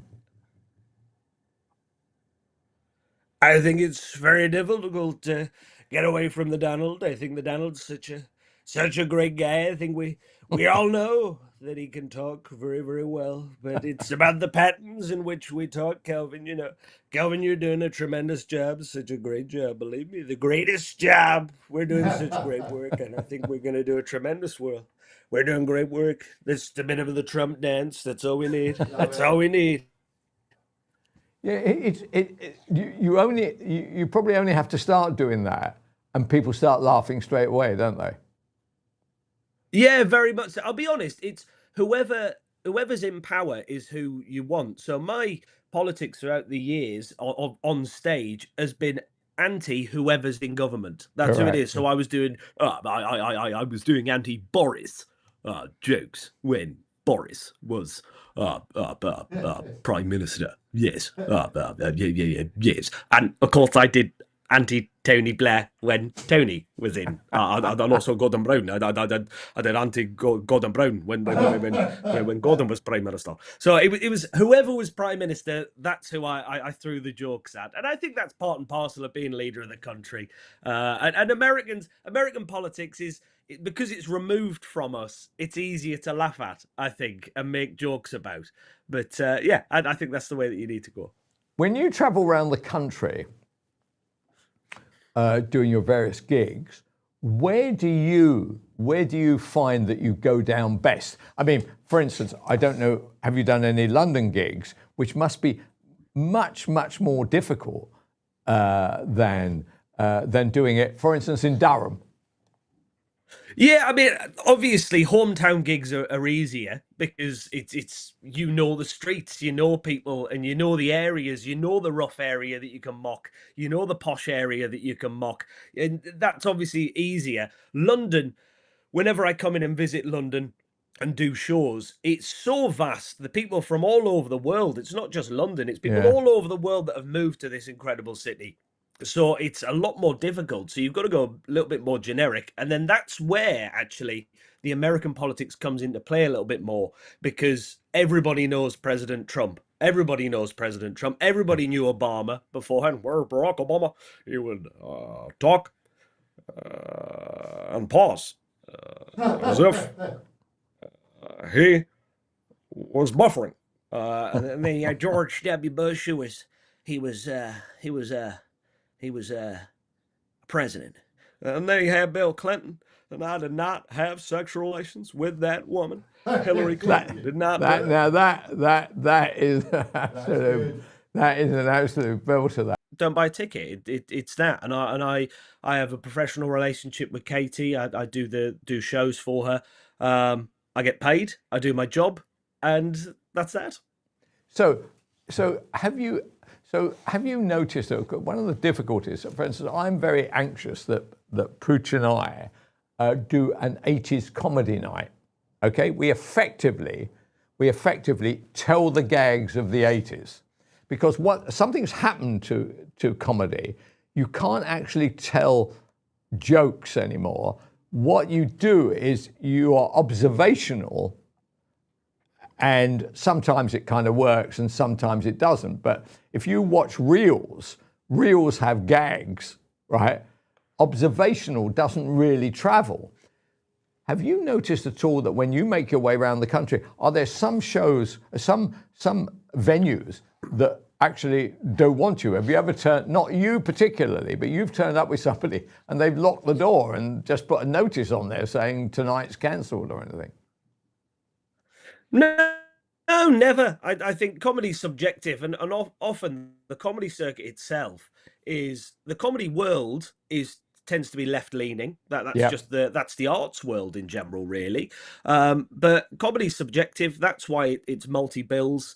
So when I say multi-bills, it's a number of different acts on one show. You buy a ticket, you go along, and you'll like some of the acts, you'll dislike some of the acts. Some of them you'll think are okay, but that's part and parcel of going to see comedy. Do you know what I mean? And once the way that you really do is you'll go to a normal comedy club, and if you like that particular comedian, you would follow them, and then you would find their solo shows, and you'd say, I want more of that, please.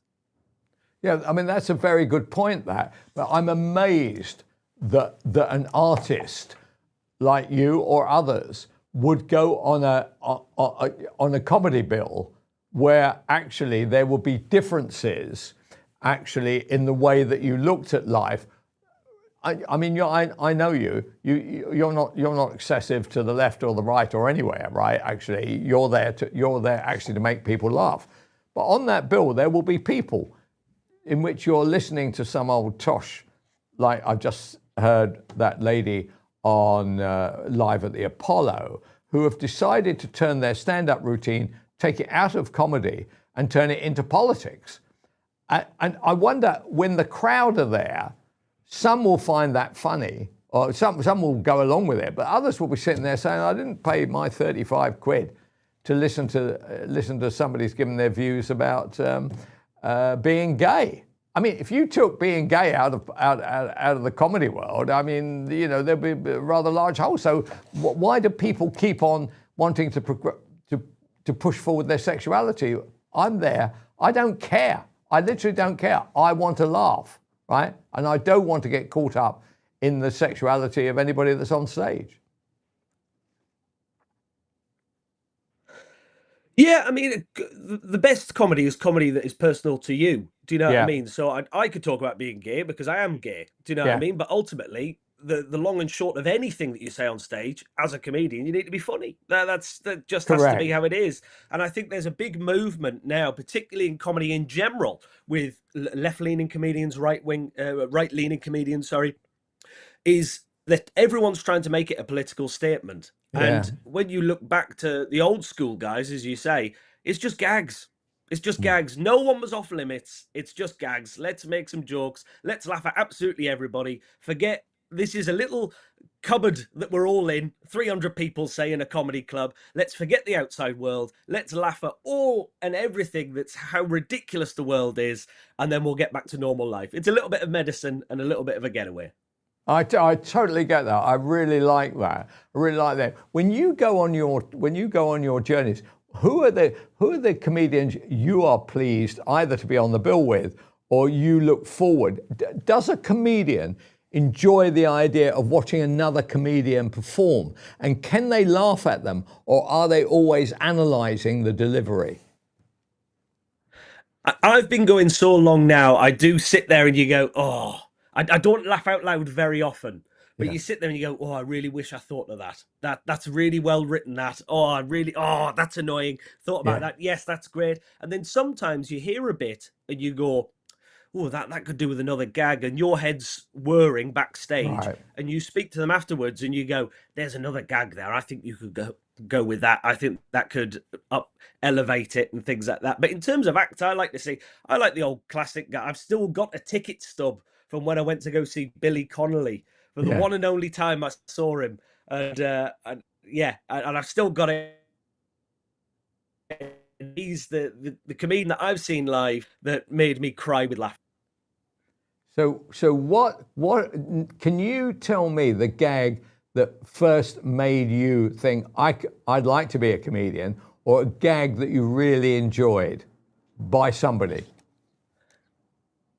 It was a Tommy Cuppa gag. My granddad had a VHS of Tommy Cuppa, and whenever I went over there, I would watch this VHS.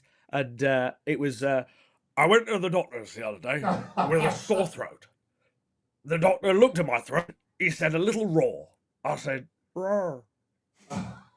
That was the first joke I ever said, a Tommy Cuppa gag. What age were you when you heard that, Cal? I think I was about 6, 7. Yeah, that's right. Right, so the gag that I constantly tell, right, because all of us have a gag in us, don't we, right? This gag was given to me by Kay Burley. Now, the viewers have heard me tell this gag about a dozen times, 100 times. The gag is, what's the link between lobster thermidor and a blowjob? And the answer is, you don't get either of them at home, right? Now, that gag I have been telling, all right, slightly down market for you, Cal. I do recognise that. So this is the other aspect. I've been telling that gag now for literally 30 years, right? Actually, in that time, Kay Burley has had 7 facelifts and 3 of the cranes have broken, right? There's another one for you. All the old gags, all the old gags. So, who outside Tommy? I mean, Tommy Cuppa. Would Tommy Cuppa work today? I think so. I think the number one big thing of a proper comedian is adaptability. Yeah, and it's reading rooms, and it's doing the material that the room wants.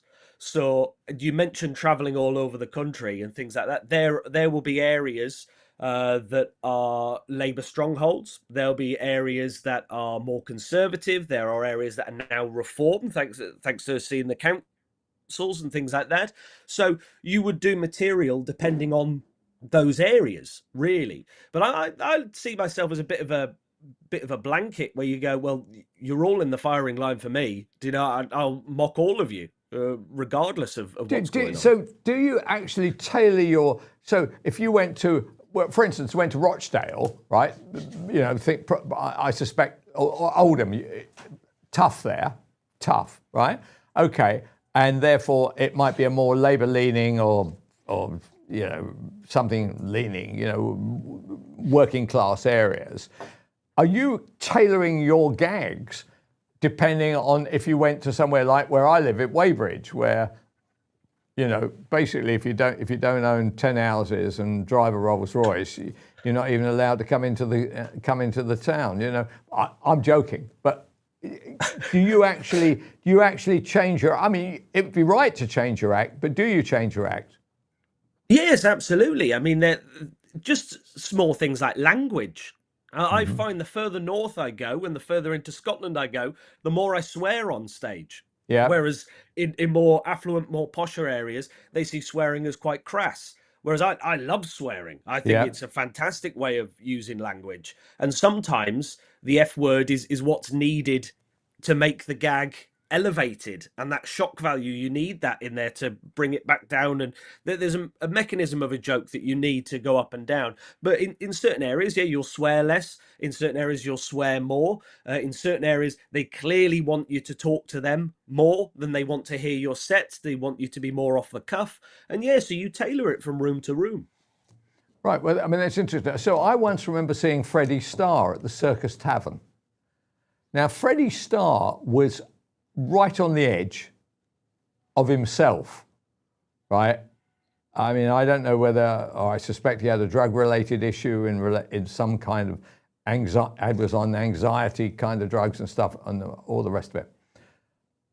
When he was right on the edge, I have never seen anybody funnier in my life.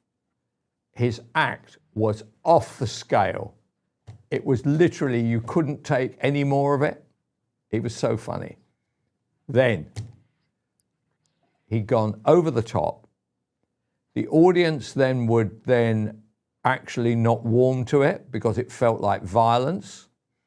And at that point, I have seen him say, when they started kind of booing, he said, "You've ruined it for me."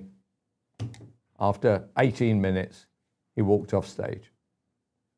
It was as though I was watching a kind of play more than a comedy scenario, and I've never forgotten it. Right? In the world we're in now, there seems less of that. People are doing it as a job. You're doing your best. You're trying to get a laugh, tailoring it to the audience. Actually, you don't find me funny? That's fine. I've got to go. Thank you very much indeed, Preston, or whatever. Yeah? He was not like that. He was an all or nothing guy. And actually, if you were fortunate enough to be there on the day, he was something. It was a joy to behold. What about today's comedian? You spend your time with them. I suspect with your personality, you're such a friendly, engaging kind of guy. I imagine they all get on well with you.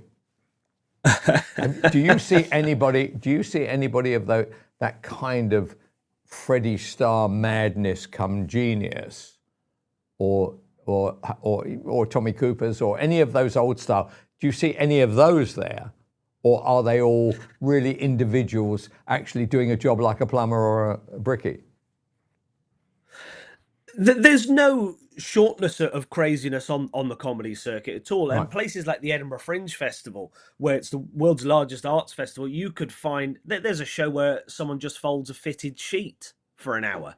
Do you know what I mean? And it sounds rubbish, but you go, that's ludicrous and brilliant and genius. How have you thought of that?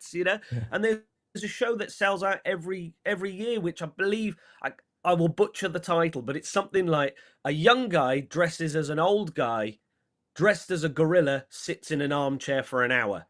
And it sells out every year. And it's just a bloke in a gorilla suit sat in an armchair for an hour. That's it, And you sit there and you go, is this it? Is this? And then before you know it, hysterics of laughter come through. And it's just, as I said, comedy is subjective.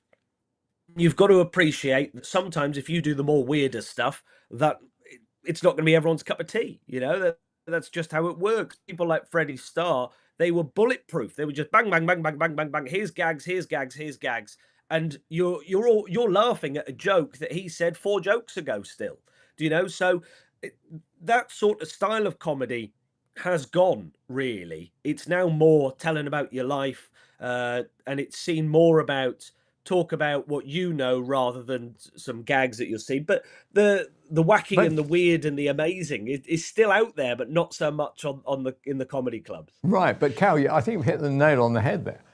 If somebody came along and said, I'm not saying they're going to replicate anything, they're going to be themselves, but it's not observant. It's not about, I went and bought a suit the other day. Oh yeah, how fantastic. And what colours are it? Oh yeah.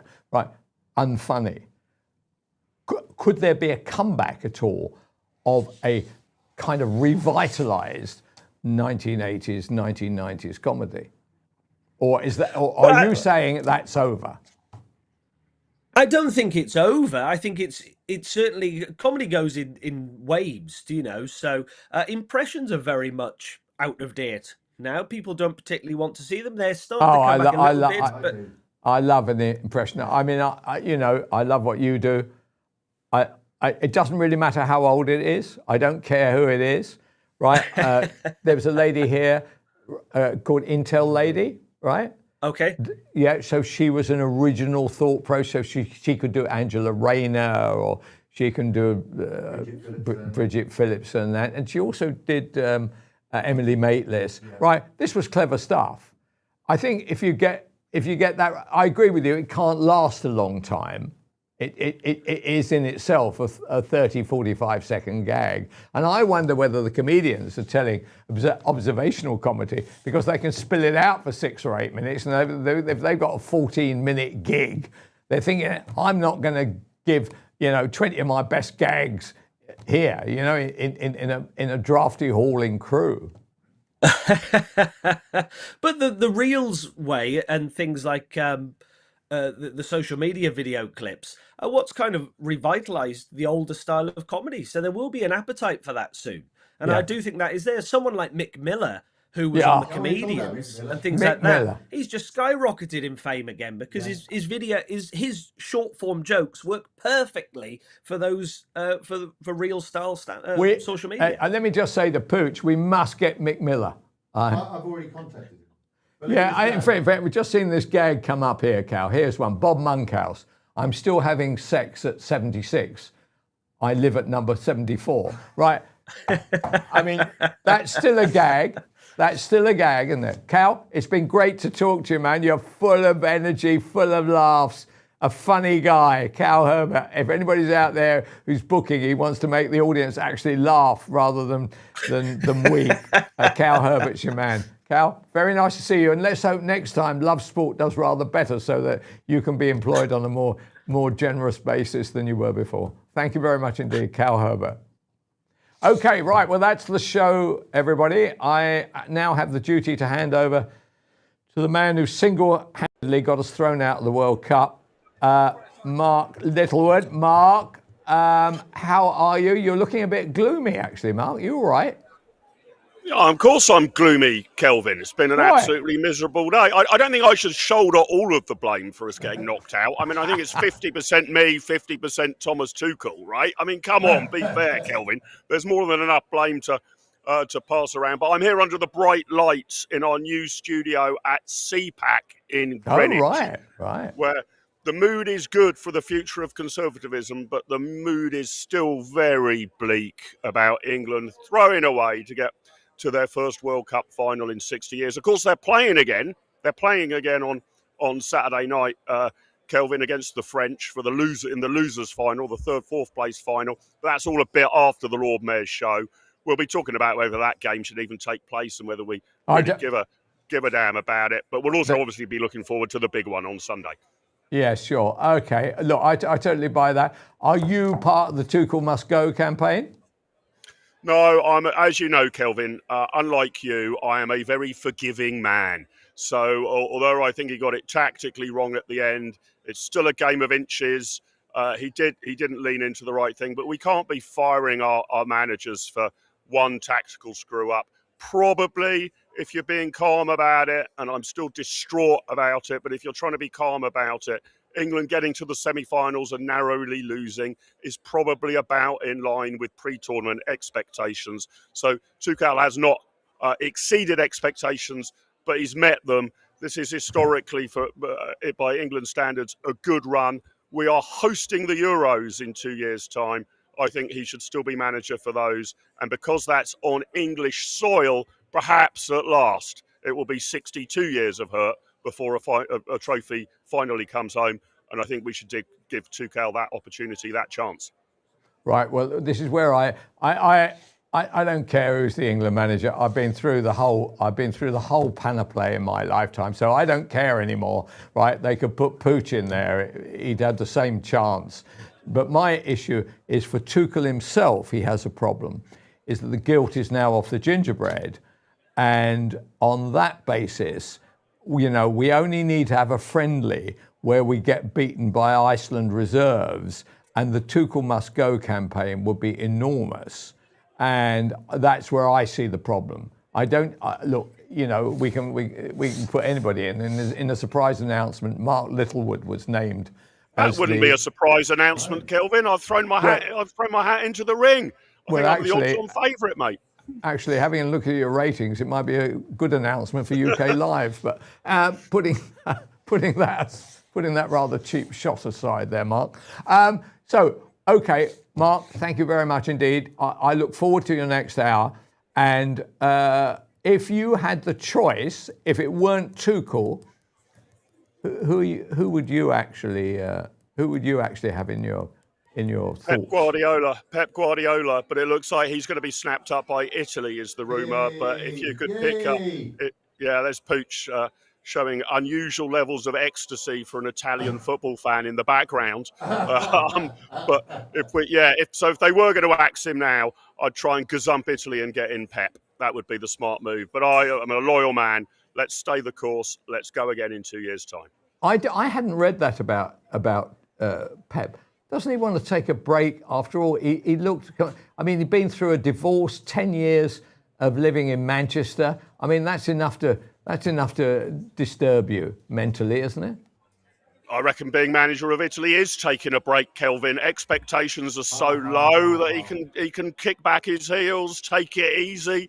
Any kind of win, even against the Iceland reserves, would be celebrated from the rooftops of Florence, Milan, Rome and Naples, my friend. So I think that's a nice sinecure sort of semi-retirement job for Pep to ease into, right? Before he just goes off to the beach.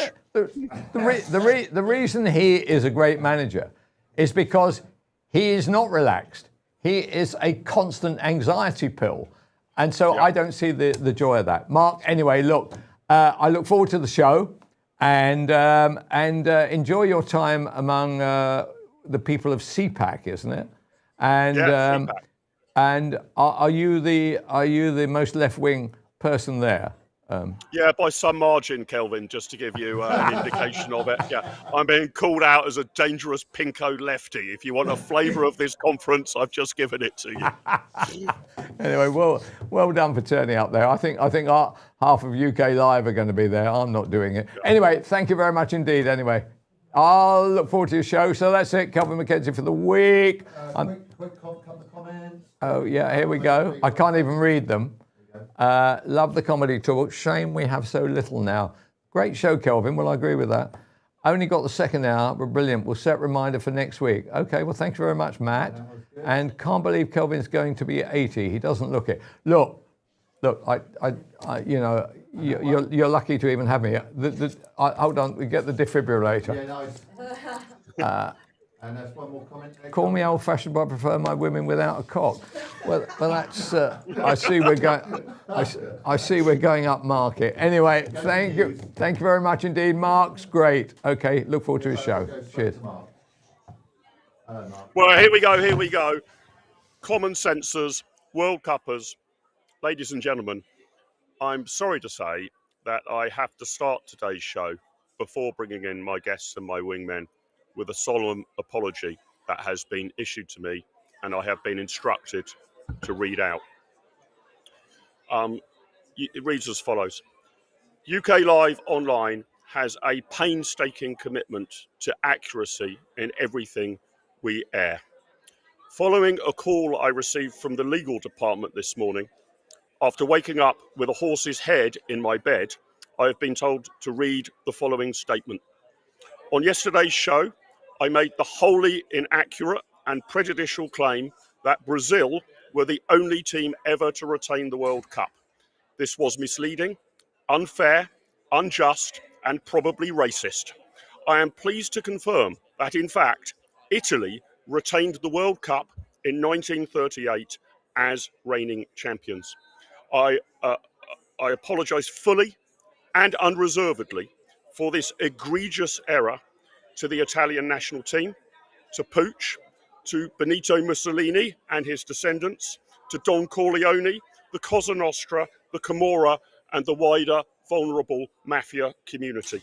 The research team have also asked me to point out that the spectacular double in the 1930s was being surpassed by an even more spectacular treble in recent times of failing to qualify for the World Cup in 2018, 2022 and 2026. Statement ends. Okay, that's the legal bit out of the way.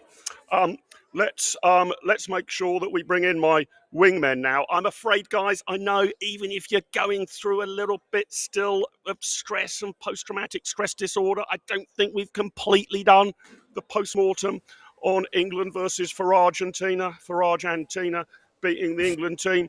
So I'm joined by Coxie in the box and the Glindex just to put the final touches on the post-mortem. I guess this is the funeral bit, right? We've done the autopsy. But Coxie, let me start with you. Obviously, you get an immediate reaction to the game, but now you get, I'm glad that UK Live Online's legal department have accepted my apology, but then you get the kind of reaction to the game. And so we're now going to give Coxie the reaction to the reaction. The Tuchel must go thing has been way louder than I was expecting. Even Kelvin was leaning into it, usually a very sensible, mild-mannered man. What have you made of the reaction of, not just a horse's head ending up in my bed, but calling for the head of Tuchel as well, Paul? Hang on a sec. I will not react to the apology. The apology is just and justified. I would like to also endorse the apology. Sorry, that was my wholehearted and heartfelt response to the apology. With regards to Tuchel, well, I am not surprised. Slightly surprised because we have had a very good World Cup. There's no two ways about that. We have had a very good World Cup. Have we set the world alight? No. Have we made any game easy? No. Not even the Croatia game was easy. However, we have had a very good World Cup. Thomas Tuchel has made some extraordinarily good tactical decisions in the earlier games. It is undoubted that his error probably led to us conceding twice to go out of the World Cup just 5 minutes away. So from that perspective, I understand with now some hours past that we look at this and think we were so close. All we had to do was score another goal. Well, that's not that easy. Thomas Tuchel is a good manager. I don't really think anyone's going to come in and replace him. Maybe Pep Guardiola, but Pep Guardiola is going to Italy, and that is where he should go. Sorry, every now and again I have some things to read out because I want to make sure I get it. I'm pretty impressed. I'm pretty impressed, Paul, that you can immediately translate from Sicilian into English. Well done, my man. All the memos I'm getting are in Sicilian. It's a real ball ache, I'll tell you. I'm using Google Translate to Italy are the best. Italy. Yeah, sorry, I don't want to read any more of that. There's some pretty dangerous stuff in there. There's some stuff in there about what they're likely to do to me and Mark and our genitalia if we do not get this correct. So I'm not going to read any more of that. But look, I understand the reaction to Thomas Tuchel, but this, it is unfair. I think it is slightly unjust. I know I've seen a lot of people in my comments on here, comments to my posts about this on social media, saying that, I simply don't get it and Thomas Tuchel is evil and there must be some sort of public hanging. But I don't agree with that. I think we go again. It's just a shame that there isn't a World Cup next week. Yeah. Glindex, what about you? You're a forgiving man like me. I mean, I guess my question is, do you think experienced managers, been around the block numerous times, learn from their mistakes? Young managers often do, right? And they change to their favourite formations. But do you think by the time that you're a seasoned manager like Thomas Tuchel, that you are stuck in your ways, basically? Or do you think he's reflecting on this, realising he made an error and thinking, in similar circumstances again, I'll tilt another way? Or do we just need to take the rough with the smooth? Glindex, what you got for me? Yeah, where Tuchel's concerned, I think he's rather a dogmatic individual quietly. And I do wonder if he does have a plan B. I hope he's going to spend the summer thinking about plan Bs. I agree with Coxie about the quality of his substitutions. He gave us some fantastic moments in the tournament. But you know what? Gareth Southgate gave us fantastic moments in tournaments as well. If he'd have come home fourth, let's say France beat us this weekend, which I think they might, sadly, I think he'd be getting well and truly panned. And I just wonder, I think it's right to review what Tuchel's done. It's right to acknowledge the progress he's made, if you want to call it progress, but I wouldn't call his football progressive. I mean, it's almost like a cliche of what English football's about that he has played. And I do think, because as a foreign manager, and we've done this before, there's a whiff of the Emperor's new clothes about him. So I'm slightly skeptical.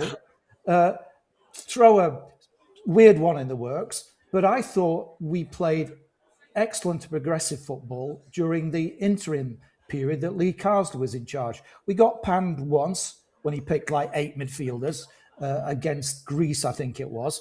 But, Tuchel got stuffed by Senegal as well in a friendly. So you can't, discount those. But all in all, is there a better alternative? But you're not seriously saying, Glyn, that you want to replace Tuchel with Lee Carsley, are you? I don't know why that is not a serious suggestion. He's done brilliantly with the under-20s. He's brought through brilliant players into the senior squad. And it's not all about what you've achieved at club level. So as a wild card, I think it's interesting. That's all I'm saying. I'm not being crazy about it. I'm just going, let's think in the round about it, right? Yeah, all right. Well, I'm glad it's not down to what you've achieved at club level, so that might give my own application a little bit of a chance, right? Because CV's a little bit thin on club honours, to be honest, a little bit thin. I have to gloss over my career as a club manager. Look, let's have a look at clip number 1, if we might, if we're going to actually put this to bed about the stats around the England-Argentina game. If we've got clip number 1, can we please play that? 5 things the data tells us after Argentina beat England. Number 1, there are just 2 occasions in the 21st century of the World Cup where the team scoring first in the semi-final failed to make the final. Both of those, England. Number 2, England have been eliminated every time they've played a top 10 ranked nation in the World Cup since 1998. That's 7 times out of 7. Number 3, England averaged 12% possession between Anthony Gordon's first goal and then that winner in the 92nd minute. 12%. Number 4, so with England being knocked out, it now means this trend will continue where the World Cup champion will be led by a native coach, i.e. a foreign manager of a team has never won the World Cup before. Number 5, and this one from Zealand, big fan of his, but this is a great one, is that there's one team at this World Cup that has played both the World Cup finalists in Spain and Argentina. That team, Cape Verde, and both of them didn't even beat Cape Verde over 90 minutes.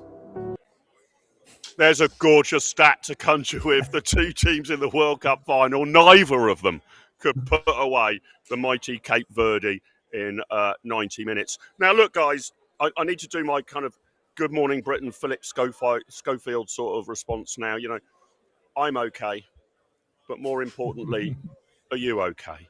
Coxie, how are you dealing with the distress and the pain? Well, I don't know if I've fully processed it. I've taken the British approach on this, and I've buried it deep, Mark. And at some point, it will come out. Maybe there will be a spree. Maybe I'll write a manifesto, and it'll all come out rather tragically. But who knows when it's going to come out? But it's the British way, Mark. It's down deep. It's down there with all sorts. Still, the 1990 semi-final is down there, bursting to come out. But we shall see. I don't know, but I'm deciding to move on. Stiff upper lip. I shall be supporting Spain. We still have the third, fourth place playout. And of course, like Glyn said, if Gareth Southgate had come home fourth, he would have been celebrated. Well, that's because he did do exactly that. He came home fourth, and we did celebrate it. So maybe if Tuchel comes home third, we have something to celebrate also. Yeah, I still think that's scraping the barrel a bit. Glenn, before I come to you, let me play you a short clip of the 7 stages of kind of grief and anguish of an England fan. The roller coaster you go on. And then I want to hear from the Glindex about whether he's been on that roller coaster. That's clip number 2, please, team.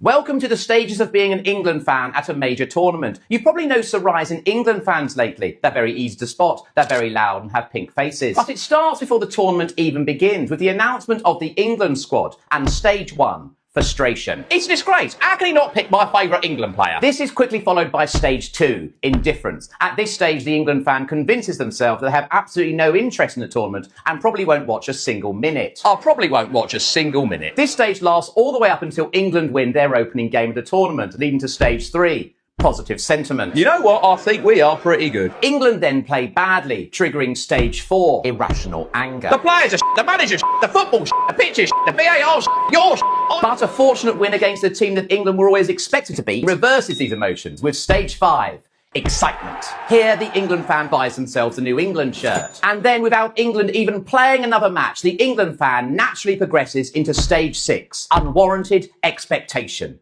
Also known as... It's coming home! Having consumed several days of media coverage, the England fan is now convinced that this year is England's year, and irrational decisions start to get made. I've quit my job for the World Cup. Any chance you can cancel your wedding? Here, for a girl's name, how about England, England, England, after England, which leads to stage 7. Sickening defeat. At this stage, England lose, and a team much better than England goes on to win the tournament, just as everyone expected before it started. For the England fan, this process will be repeated until death.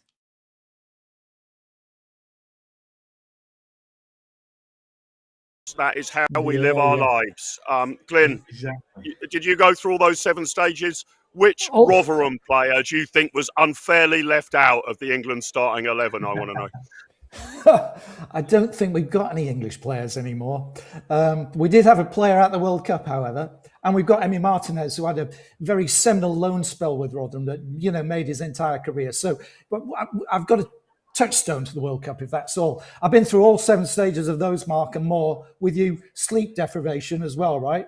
So I think they missed that one, the matchsticks in the eyes. But like Coxie says, you never know with PTSD. I mean, how long will it linger? When will it flare up again? I really am worried about that. But if there is a positive side to this coin, I'm going with the back page of The Sun this morning. They just say, only 693 days till the Euros. So shall we look forward to that? Yeah, that's quite appealing, isn't it? I mean, Coxie, what do you think about epically trolling the opposition as well? Look, we've got to touch on the RG flag issue. Pull up image number 2, if you can, of the, as I say, we're an English-only language channel, but I understand that in the very irrelevant language of Spanish, that says the Falklands are Argentine. But I love that comment. They held the same flag up in Port Stanley in 1982, but there wasn't any writing on it at that stage in 1982 when they hoisted that above them. I've already got my big white flag with Argentina is Spanish written on it. I'll be hanging that out of the window. trolling is good, right? We don't do enough trolling, I think. I mean, other than this epic England fan, this is what you want to do live on television when you're really, really pissed off about England's performance. I'd like your response, please, Paul, to clip number 3. If anything, if there's any punishment... Should we talk about the Falklands? They have... Don't cry for them, Argentina! I'm sorry about that. The truth is... There's been a lot of fans who've had a lot of alcohol today and spent an awful lot of their money to get... That was the best bit of Sky News coverage of the whole tournament, wasn't it? Yeah, they are absolute arse. However, that did remind me of the security I had around me at CPAC yesterday when the waspy women tried to get at the cocks. And our security team, headed by Angie, did not allow such shenanigans to happen. It was, well, all I could smell was lavender and triple locked pensions. But this moment I love more than anything because he, in the sort of least non-violent way possible, just continues to sing it out of tune. Don't cry for me, Argentina. And of course, the thing about the cognitive dissonance of the trolling from Argentina is it's not based in any facts whatsoever. The English are much more fact-based. We say things like, the Falklands are ours. They've always been ours. You've never even been there. Why don't you go away? Otherwise, we will bomb you to death. And that would be the absolute truth. But they don't suffer with truth. They don't understand truth. They say things like, God was playing for Argentina. God manifested himself through Diego Maradona's hand and other such horse poo.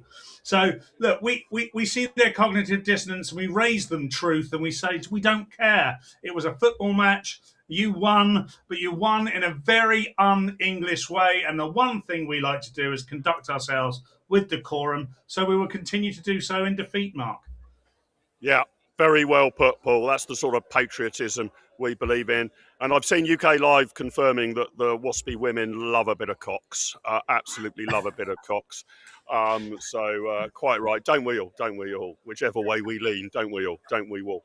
Listen, gents, I'm going to be back with you shortly, but I want to bring in a good friend from the other side of the pond in the United States of America, Chad Wilcox, leading think tanker. I've tried to convert Chad into being a football fan. We'll see how it's gone. Chad, how the devil are you doing, sir? Thanks for getting up in the middle of the night to join us for this mad World Cuppa show. How are things with you? Things are great. Thanks very much for having me on. It's good to see you after quite a long time. So, listen, what's it been like? Where are you out at the moment? You're in Florida, am I right? Where are you based? No, other side. Presently, Austin, Texas. Oh, Austin, Texas. Well, the Texas bit is pretty sound. Less sure about the Austin bit. Isn't that the least sound bit of Texas? I think I've got that right, haven't I? A very blue, bit of a very red state, yes. Yeah, okay. So you've got to accept the rough with the smooth, I guess. Now, Chad, we've spoken to a few of my mates from across the pond. Give me your view. How has the tournament gone down in America? I just don't know. Is it kind of minor news just before the weather? Was it followed enormously until the USA got out? How is it competing with the baseball or whatever the big sports are there? Is this a mainstream thing that Americans are talking about and watching? Or is it a bit of a sidebar in your sports still? Yeah, I think it's actually a very big deal. I think it's been in the press very much. I think that if the objective of FIFA was to try and sort of gin up an increased enthusiasm for the sport in America, that this has been brilliant. I think the decision to not just put it on the East Coast and the West Coast, but also to have games in the middle of the country, I think has been brilliant, and it's been very much watched. And you know, I mean, again, you know, regardless of you know, how the American team did. And, I was listening to you about, there's this stereotype that England gets to the knockout stage and then suffers against the first elite team it faces. In America, we get to the knockout stage and we suffer against the first team we face. So, but nonetheless, I think that soccer is a rising star as far as sports go in America. Yeah, now, look, a controversy, as you'd expect, Chad, from traditionalists like me and my two wingmen here, Paul Cox, the Cox in the box, and the Glindex, Glyn Brailsford. We are old school football fans. We don't want anything tampered with at all.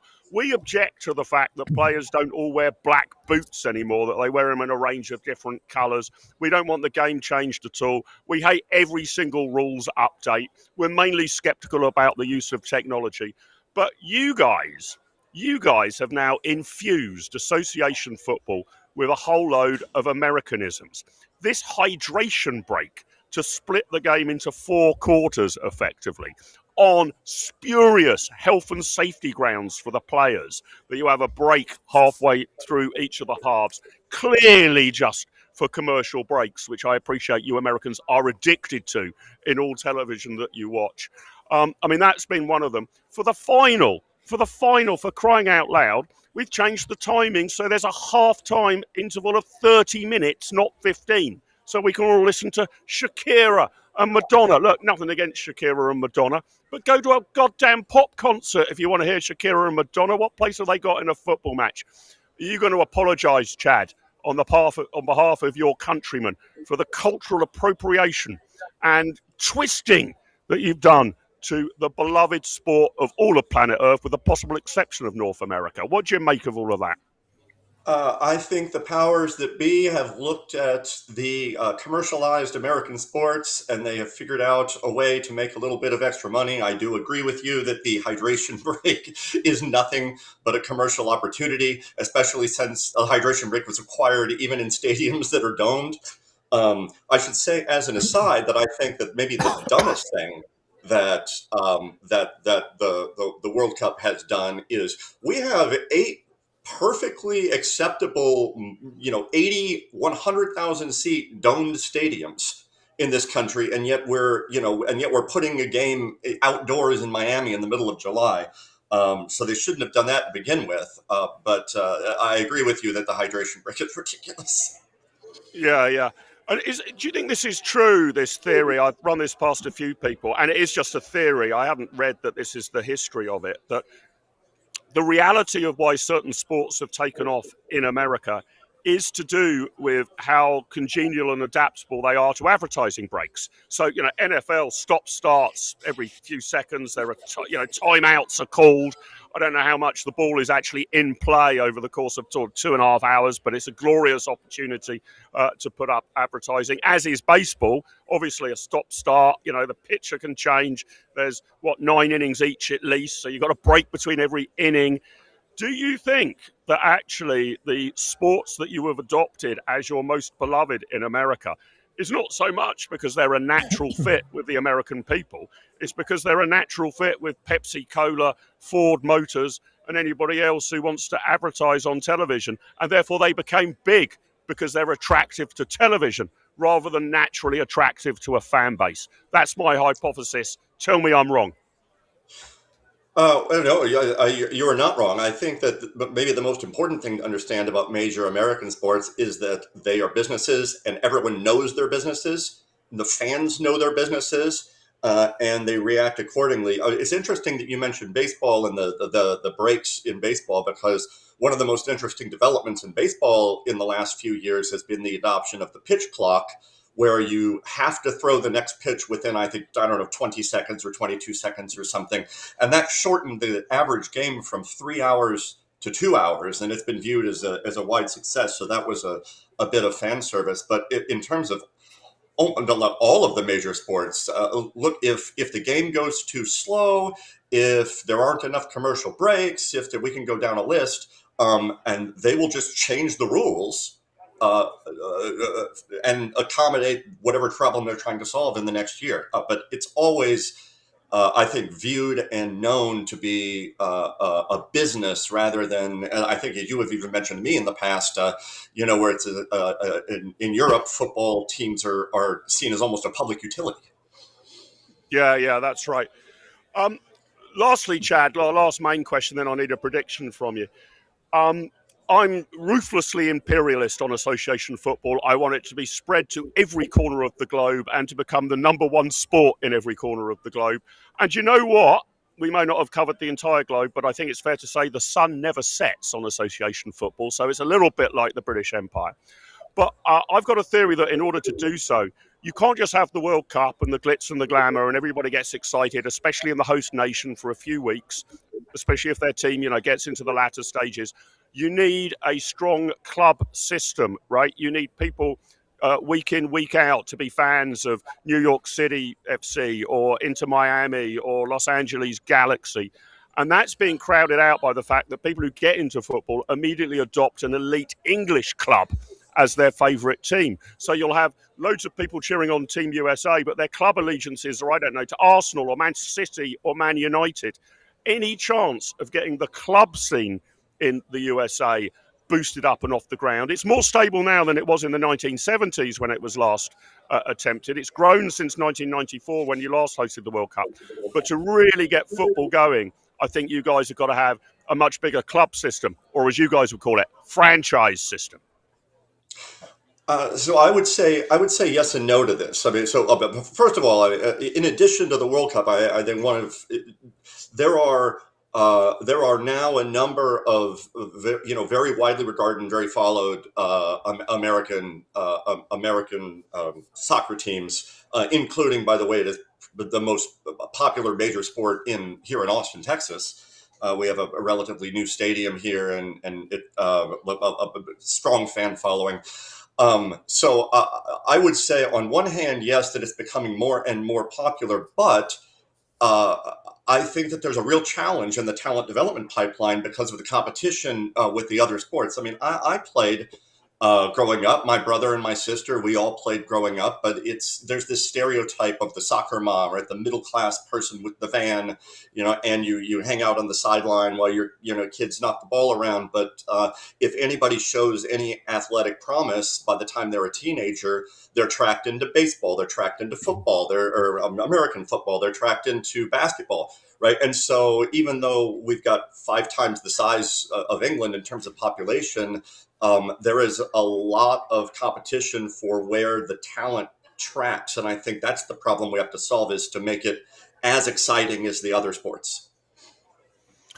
And Chad, last thing, you might not be aware of this, but throughout this show, when we'll get the final tally on Monday, we've had a prediction competition of me against the rest of the world, where I make a prediction for each match, and the guests and my wingman also make predictions. I'm actually winning the predictions game at the moment, and my prediction for the World Cup final result is Spain 3, Argentina 1 in 90 minutes.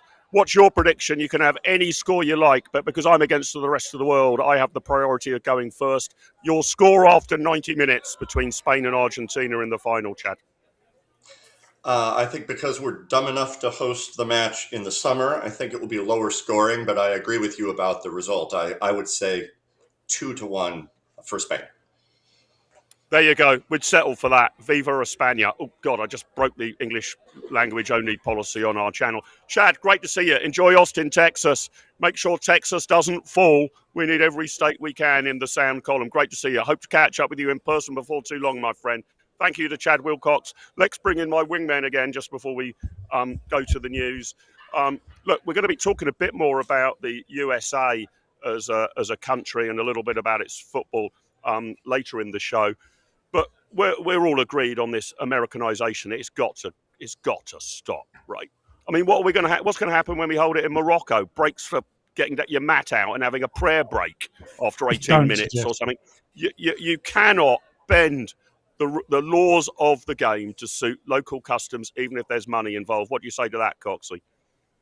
Look, it's association football. It's always been association football since 88 or whenever it was. It's still association football. It doesn't matter what Slack Bladder or Infantino or Donald Trump want to do with it. It's association football.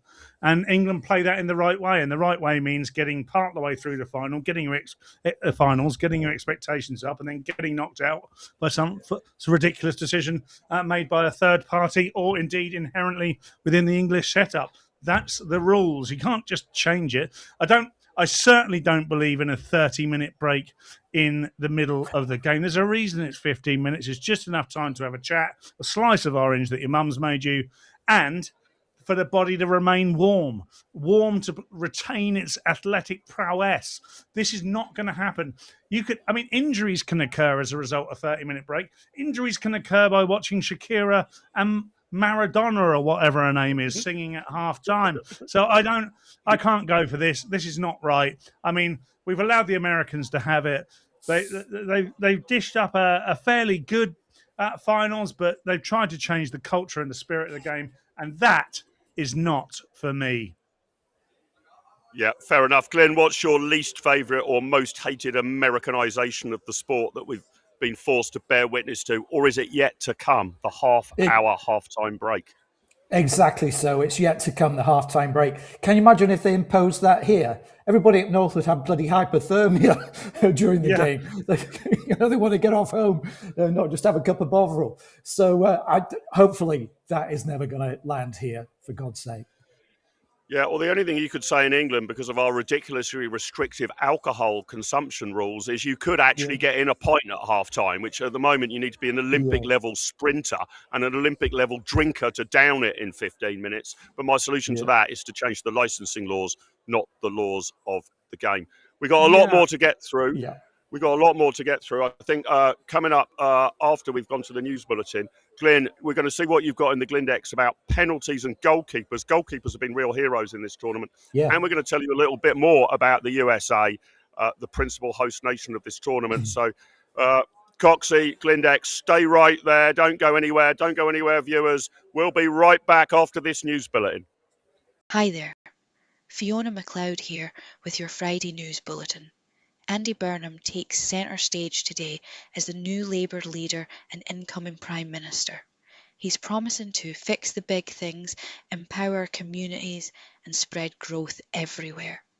Because obviously Britain's problems will melt away under more of that trademark Manchester managerialism, especially with chatter about controversial Chancellor choices. Keir Starmer's classy exit, handing out peerages like sweets, including a nice seat in the Lords for Sadiq Khan, rewards for a job, well, done-ish, classic. Post-World Cup, number 10 declares the Falkland Islands definitely British after Argentina's victory. Glad they've woken up to that one.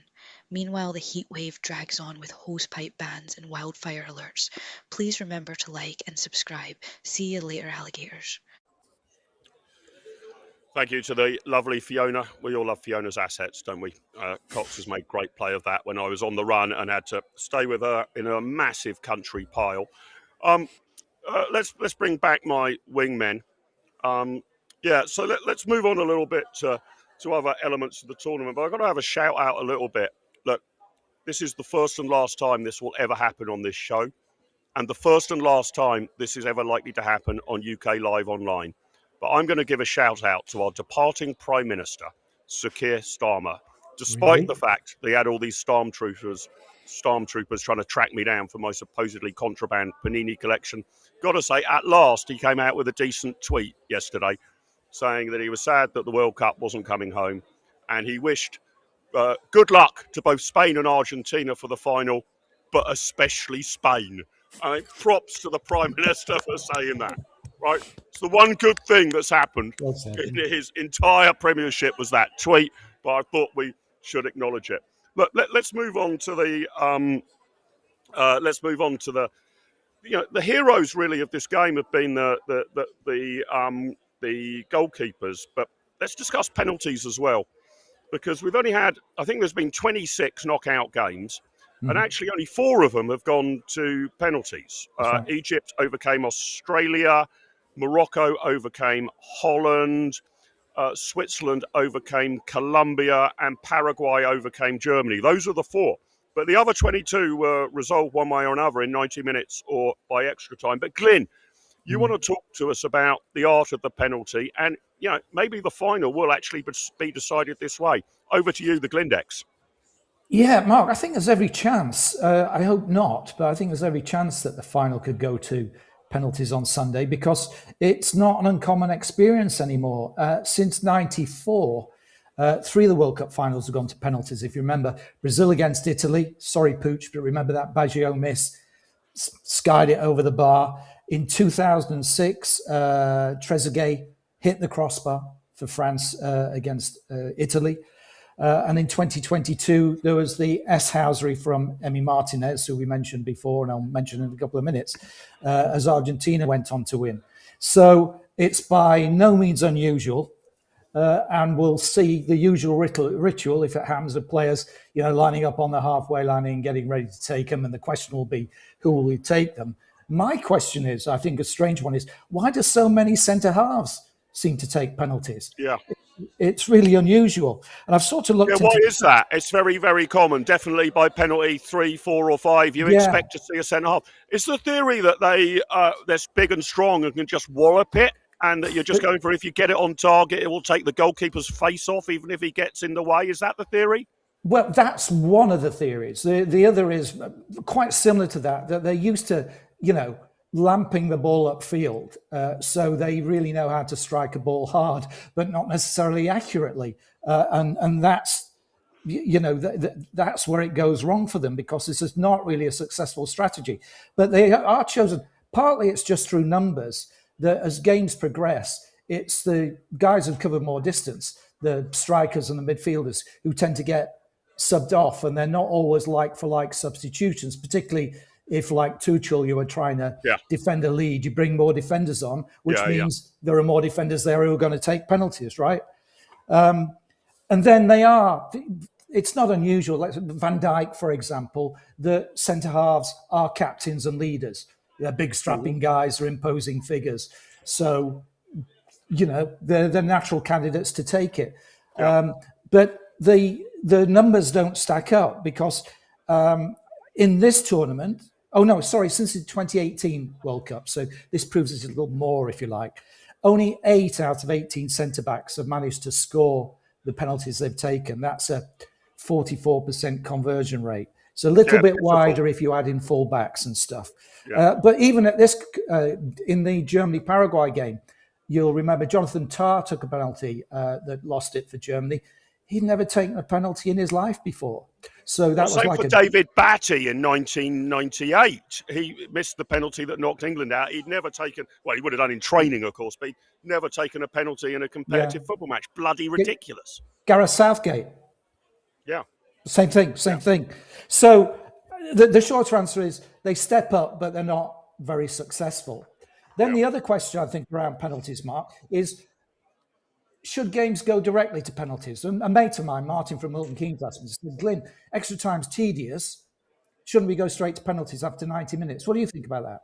No, I just cannot see the reasoning for that. I mean, it seems to, you want the game decided in regulation play, don't you, if you can? Yeah. I mean, I'd almost quite like, rather than having penalties, to have a further period of extra time, possibly involving, let's say another 10 minutes each way, where you have to reduce yourselves to 9 men and then maybe to 7 men to finish it off. That was one suggestion given. Penalties are a brutal way to finish a match. I don't see any reason for knocking out the 30 minutes. Coxie, what you got in Cox's box about penalties? Is it a lottery? Is it skill? All of these stuttering run-ups, the Glindex saying about the centre-backs are no good at them. Is it a mind game, or is it a body game? What do you make of them? I mean, it's a grim way to determine a match. Surely to God, we shouldn't go to them after 90 minutes, should we, Paul? I don't believe in the after 90 minutes business.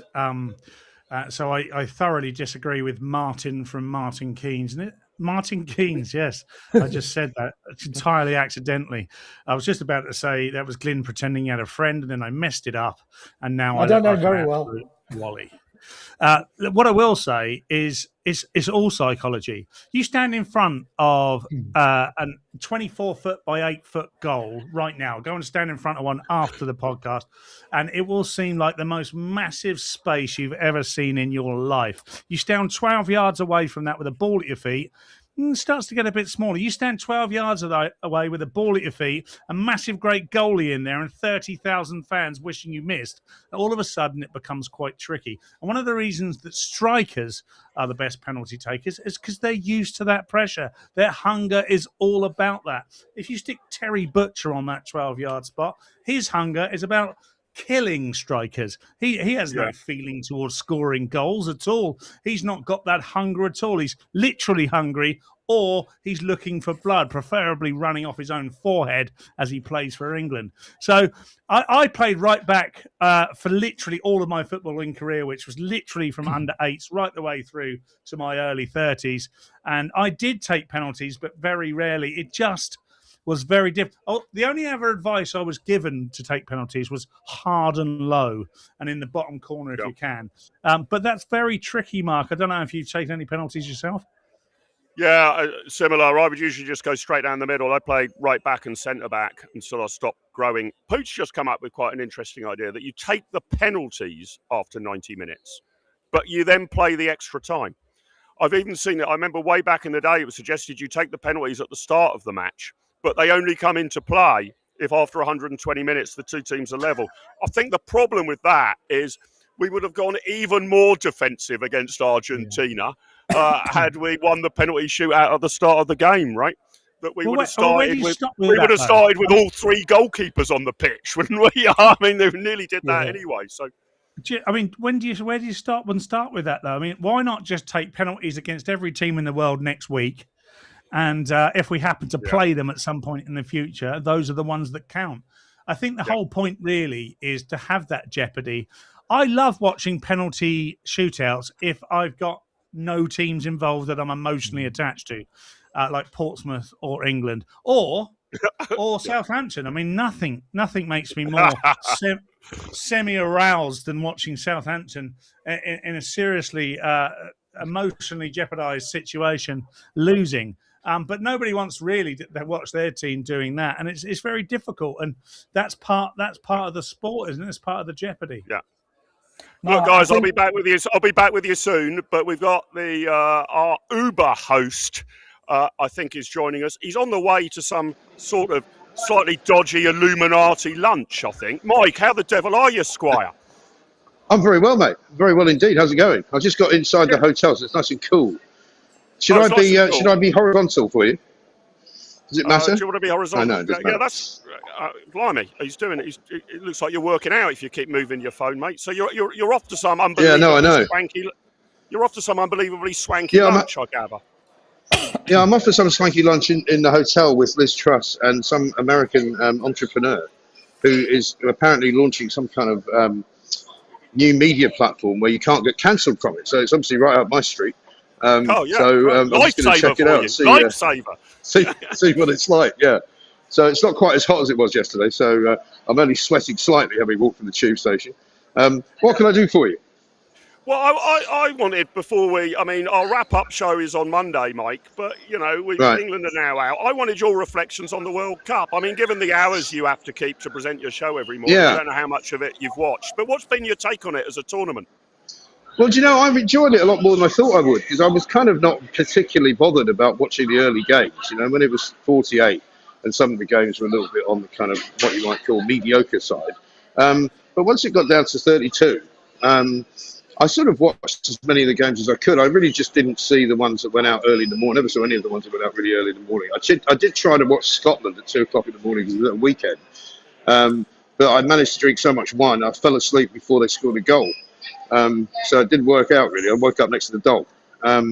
But it's been great. I think I've really enjoyed it. And I got really used to actually seeing games pretty much every night for a while. And when it stopped happening, when it got down to sort of semis and quarters and semis, I kind of missed it, and I think we can safely say the Americans have put on quite a good tournament. I mean, notwithstanding that we're not really that fond of old Infantino and the whole kind of Trump scenario, but actually, I think it's been a success. I mean, they seem to have managed to carry it off without any major incidents or anything bad happening. So, aside from England buggering it all up the other night, I've really quite enjoyed it.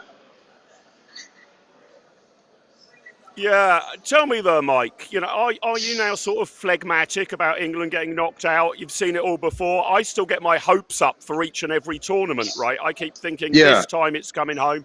Have you just seen it all before that at some point we're going to fall at a hurdle, semi-final, quarter-final, haven't made it to a final since '66. Does that just wash over you now, or do you get upset about it? No, they still. Well, I don't really get upset because technically, and I know it's a fairly well kept secret, I'm not really English. I'm actually Scottish, which is even more embarrassing. I thought you were a Somalian immigrant, Mike. Well, that's what it says on my work visa. But I bought that from a guy down the back of Dartford High Street. But no, I mean, but I still want England to do well, and so they do that thing that they always do, where I start not being that interested and thinking, oh blimey, it's another boring England game. But they were actually quite entertaining for most of the games. I think there was only one game. Was it Panama where they were really bad?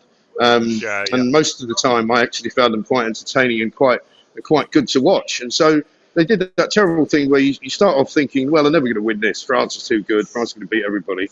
So we all got that wrong. And then sort of midway through, you kind of start going, actually, maybe they could do this. And when going into the Argentina game, I was thinking, yeah, definitely, we can beat Argentina. Why not? And it just didn't turn out to be. So they kind of raise your hopes every time, despite your best, knowledge and background and history and all that.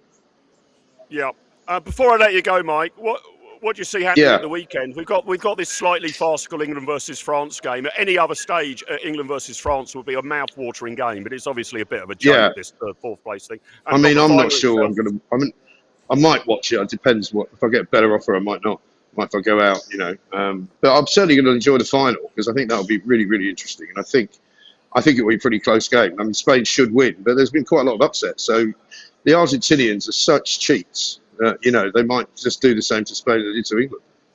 Yeah, I'm going to be hanging a flag from my window, Mike, saying Argentina is Spanish. If the Argentines can say the Falklands are Argentine, I'm going to claim that Argentina belongs to Spain. Absolutely. What's your prediction for each match? Nice. What's your England-France prediction and Spain-Argentina prediction, Mike? It's me against the rest of the world. I'm winning the prediction game, but I need yours to feed into the last game. I think. Can I go to extra time, I think, with England-France? No, I need your score after 90 minutes. What's the score after 90 minutes? Score after 90 minutes, 1-1, I think. Right. And then France wins it 2-1 in extra time. Okay. And the Spanish against the Argies? Spanish-Argies, I think, 2-2, full time. And then Spain win it 3-2 in extra time. Nice. Well, that would be a corker of a final with the right result. Yeah. With the right result. Absolutely. Mike, I won't keep you anymore because you've got a lunch, probably the only lunch you've been to in years where you're not going to be cancelled, my friend, right? You've just told us. Absolutely right. Absolutely. Hopefully I can stop sweating until I get in there. Thank you. Right. Have a good one. Right. Enjoy the lunch. I'll see you at the dinner later. Bye. Take care, Mike. Well, there you go. Mike's predictions. Both matches sound like a bit of a corker. Let me bring back in the Glindex and Paul Cox, the Foxy Cox, in the box. Look, let's just talk a little bit about America. We've kind of run out of countries to actually sort of focus on because we tried to pick the minnows. Some of the minnows got quite a long way. Then we picked various teams on the verge of going out. There's obviously only 4 teams left. We don't need to cover England. Everybody who's anybody knows everything they need to know about England. Easily the greatest country in the world. No blemishes whatsoever on our historical record. I mean, kind of swatty sort of stuff, really. A+ for everything. That's all you need to know about the entire history of England. So we thought we'd focus a bit on the main host nation, the USA. What have we got in the Glindex first and then in Cox's box about America as a country? What do we need? What's the quirky nonsense stuff we need to know? Glindex, over to you. Where do I start? America, home of the brave and land of the freak, right? Number one, US has no official language. English is the default language for government, business, and daily life, but they've never actually declared it as their official language at federal level. It was because the country was founded on multiculturalism and blend of immigrants, and they intentionally left the language out of the Constitution. But We are two nations divided by the same language, of course, aren't we? A high school kid designed the current US flag and got a B minus for it. This is what in 1958. In 1958, a kid called Robert Heft, redesigned the flag to incorporate 50 American states, right? Anticipating Hawaii and Alaska. And the teacher gave him a B minus. The teacher said, if you can get Congress to adopt the design, I'll upgrade it to an A. So he sent it to his congressman. He sent it to Eisenhower. Eisenhower chose it. Robert got his A grade. This sounds a bit like Norfolk to me, but almost an entire town in Alaska lives under one roof, right? In the towny port town of Whitaker, Alaska, nearly all of the 270 residents living inside a single 14-story building called Begitch Towers. It was built during the Cold War as a military barrack, and they moved in after that. You don't need the rest of the story. You may know this, but GPS is owned by the US military, but they let the rest of the world, let all of us, like today, use it for free. It's a global positioning system. It's entirely owned by the US Space Force. It costs them billions of dollars a year to maintain the satellite network that's necessary. And yet, God bless them, they give that one up for free. And then Oregon is the only state in America that has a two-sided flag, which is a bit of a weird one. It features two entirely different designs. The front has the state seal in gold and blue, and on the flip side, there's a gold beaver, no jokes, Coxie, on the other side. And this is a weird one, fascinating to me. Lake Superior has enough water to submerge the whole of North and South America. It's so massive, it holds roughly 3 quadrillion gallons of water. That's 10% of all the fresh water on the surface of the earth. And if you were to dump it across that landmass, it would cover it all in a foot high of water. Pretty astonishing, yeah? Yeah, that's climate change for you, isn't it? Al Gore made a movie about that, I think. You know, it hasn't come to pass yet, so I'm calling bullshit on that one. Coxie, what are we going Coxie's box about the United States of America? Tell me stuff I don't know. It's quite a hard task, that one. Absolutely fascinating. You won't know any of these. 19.5% of the US population do not know how to tie up their shoelaces. And of that 19.5%, 6% of them think shoelaces make you gay. So that's an interesting fact that I just made up. There is a town called Boring in Oregon. It has an official sister city from Scotland, which is called Dull, and later on partnered with Bland in Australia. That is a true fact. There are more bourbon barrels in Kentucky than people. The state has over 12 million aging barrels, but only around 4.5 million residents. 40.3% of American adults have obesity. That's not the name of their eldest child. That is a statistic. Roughly 2 in every 5 adults.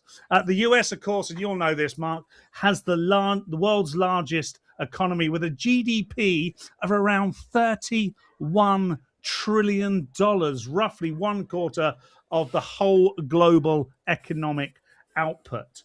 The US economy produces $80 billion worth of goods and services every single day. The UK haven't produced that in well over a decade. Americans collectively owe $1 trillion in credit card debt.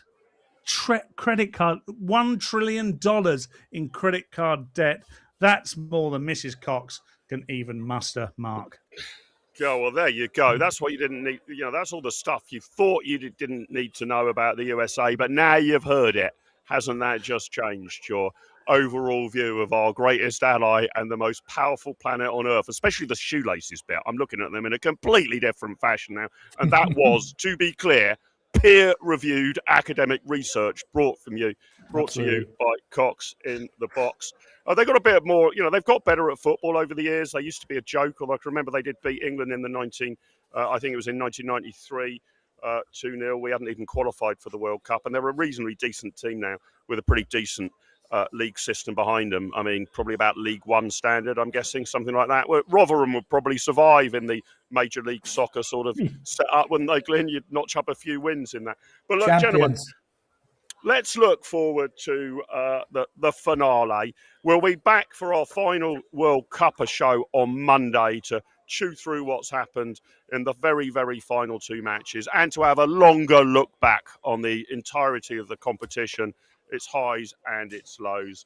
But look, what do we make of it? Let me play clip number 4 for the sort of joke of a game, really, that comes on tomorrow night. I will be at Eastleigh versus Southampton, as you know. You will get my full match report on Monday. I know Cox is looking out for this in particular. He's on tenterhooks about the Spitfires versus the Saints.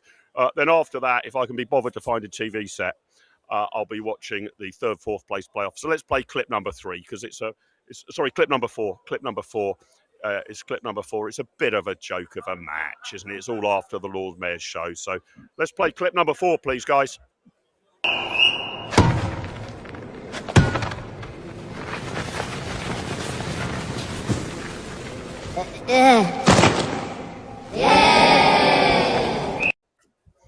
That's about the determination, effort, and enthusiasm I expect to see by the fans and by the players for that game.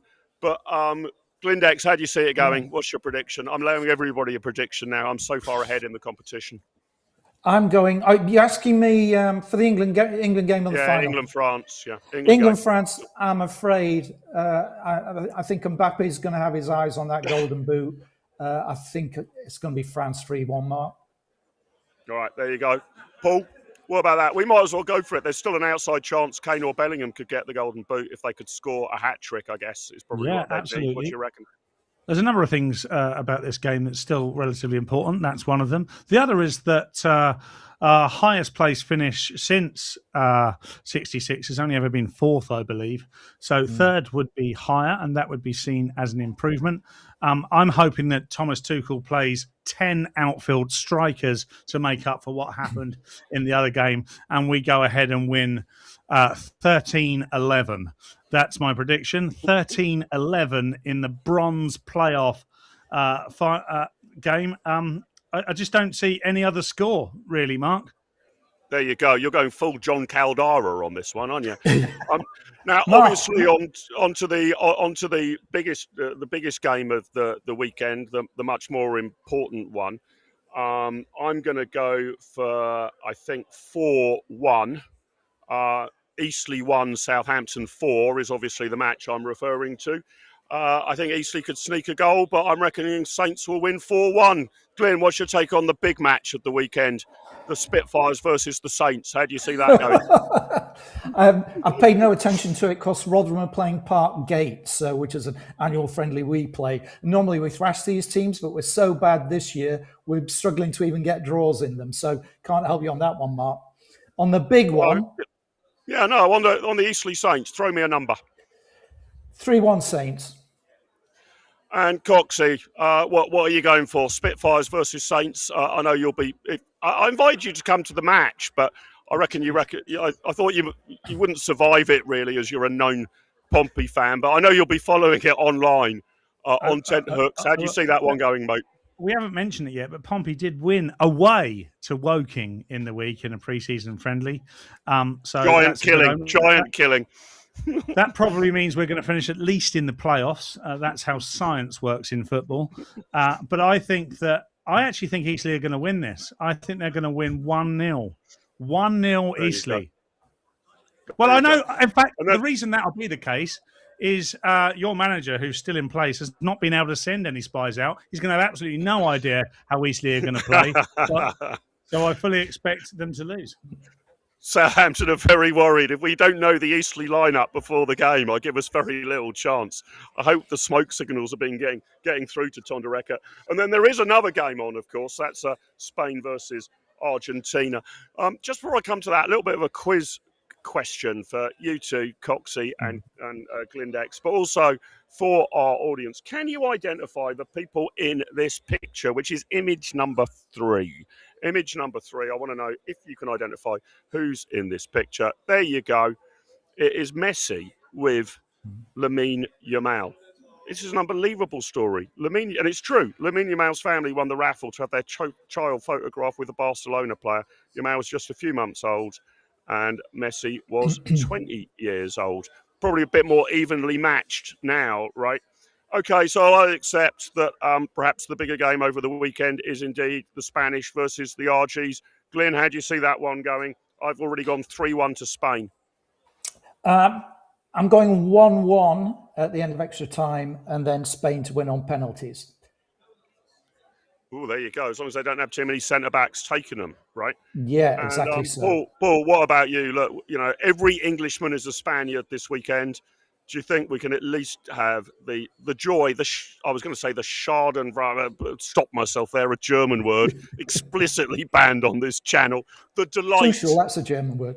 The delight of seeing the Argentinians lose. Do you think we're going to get that? Every Englishman for Spain, forget the Armada. We're all rooting for them, aren't we? How do you see it going, Paul? Yeah, look, before I answer that, I want to answer some controversy in the comments. This is Hamish Haggis, McBallbag, and he says he seems to believe that I dislike Scotland. That's not true. I don't dislike Scotland whatsoever. If anything, I pity them, but I don't dislike them in any way. It's a great country. I've got family there. I've spent many time there. I've probably been to Scotland 20, 30 times in my life, and I'm only 27, so that's pretty good. And Paul, you don't dislike any football team beginning with the letter S, do you? No, that's exactly. I don't know where. I don't know if I'm pronouncing this right, but I don't know if that's where McBallbag gets that from. I really don't want the McBallbag clan coming for me, if I can help it. I don't dislike Scotland though, but I don't dislike Southampton either. These are all places that I pity, much like Argentina. I don't see Argentina. Oh God, I cannot wait. I cannot wait to see them crying at the end of that game. I mean, there is a chance that they could win this game, of course. I'm not stupid. Illegitimate, but not stupid. And I do wish that Lionel Messi had bathed me instead of the guy from across the road that Dad trusted me with so he could go to the pub. That was a very disorganized youth that I suffered. But I see Argentina losing this game 3-0 to Spain. And what I see is endless housery, absolute housery. I see the only way Argentina believing they can get into this is by kicking the Spaniards up in the air, and it's just not going to work for them. So I'm still looking for the best way to troll your opponents, right? I mean, Argentina clearly did that with their claim to the Falkland Islands. But I think I've found the best one in the World Cup so far, gents. This is clip number 7. This is a Spanish fan totally trolling the Portuguese. This Spanish fan was even willing to wear a Cristiano Ronaldo T-shirt. But you wait till you see how the T-shirt interacts with this Spanish fan's jewellery. Clip number 7, please, Pooch.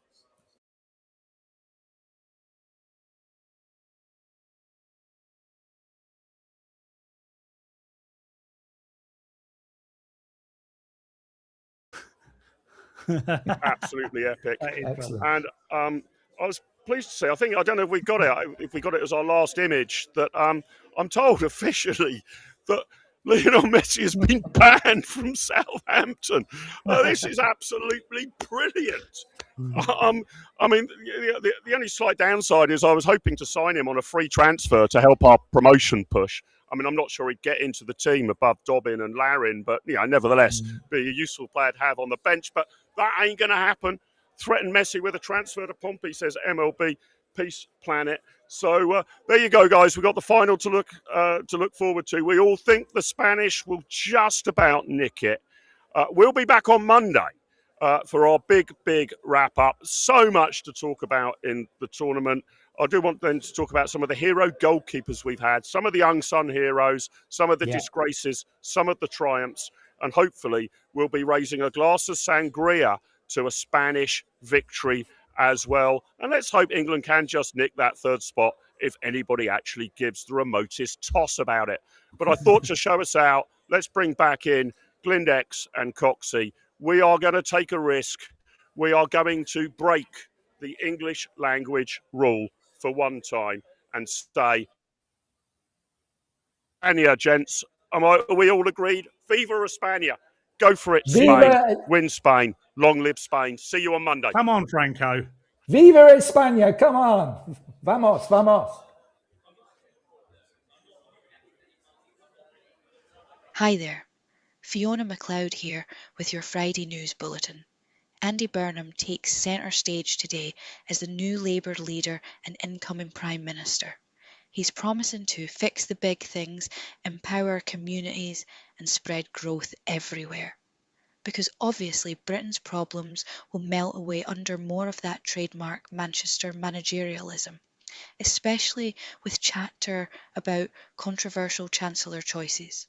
Keir Starmer's classy exit, handing out peerages like sweets, including a nice seat in the Lords for Sadiq Khan, rewards for a job, well, done-ish, classic. Post-World Cup, number 10 declares the Falkland Islands definitely British after Argentina's victory. Glad they've woken up to that one. Meanwhile, the heatwave drags on with hosepipe bans and wildfire alerts. Please remember to like and subscribe. See you later, alligators.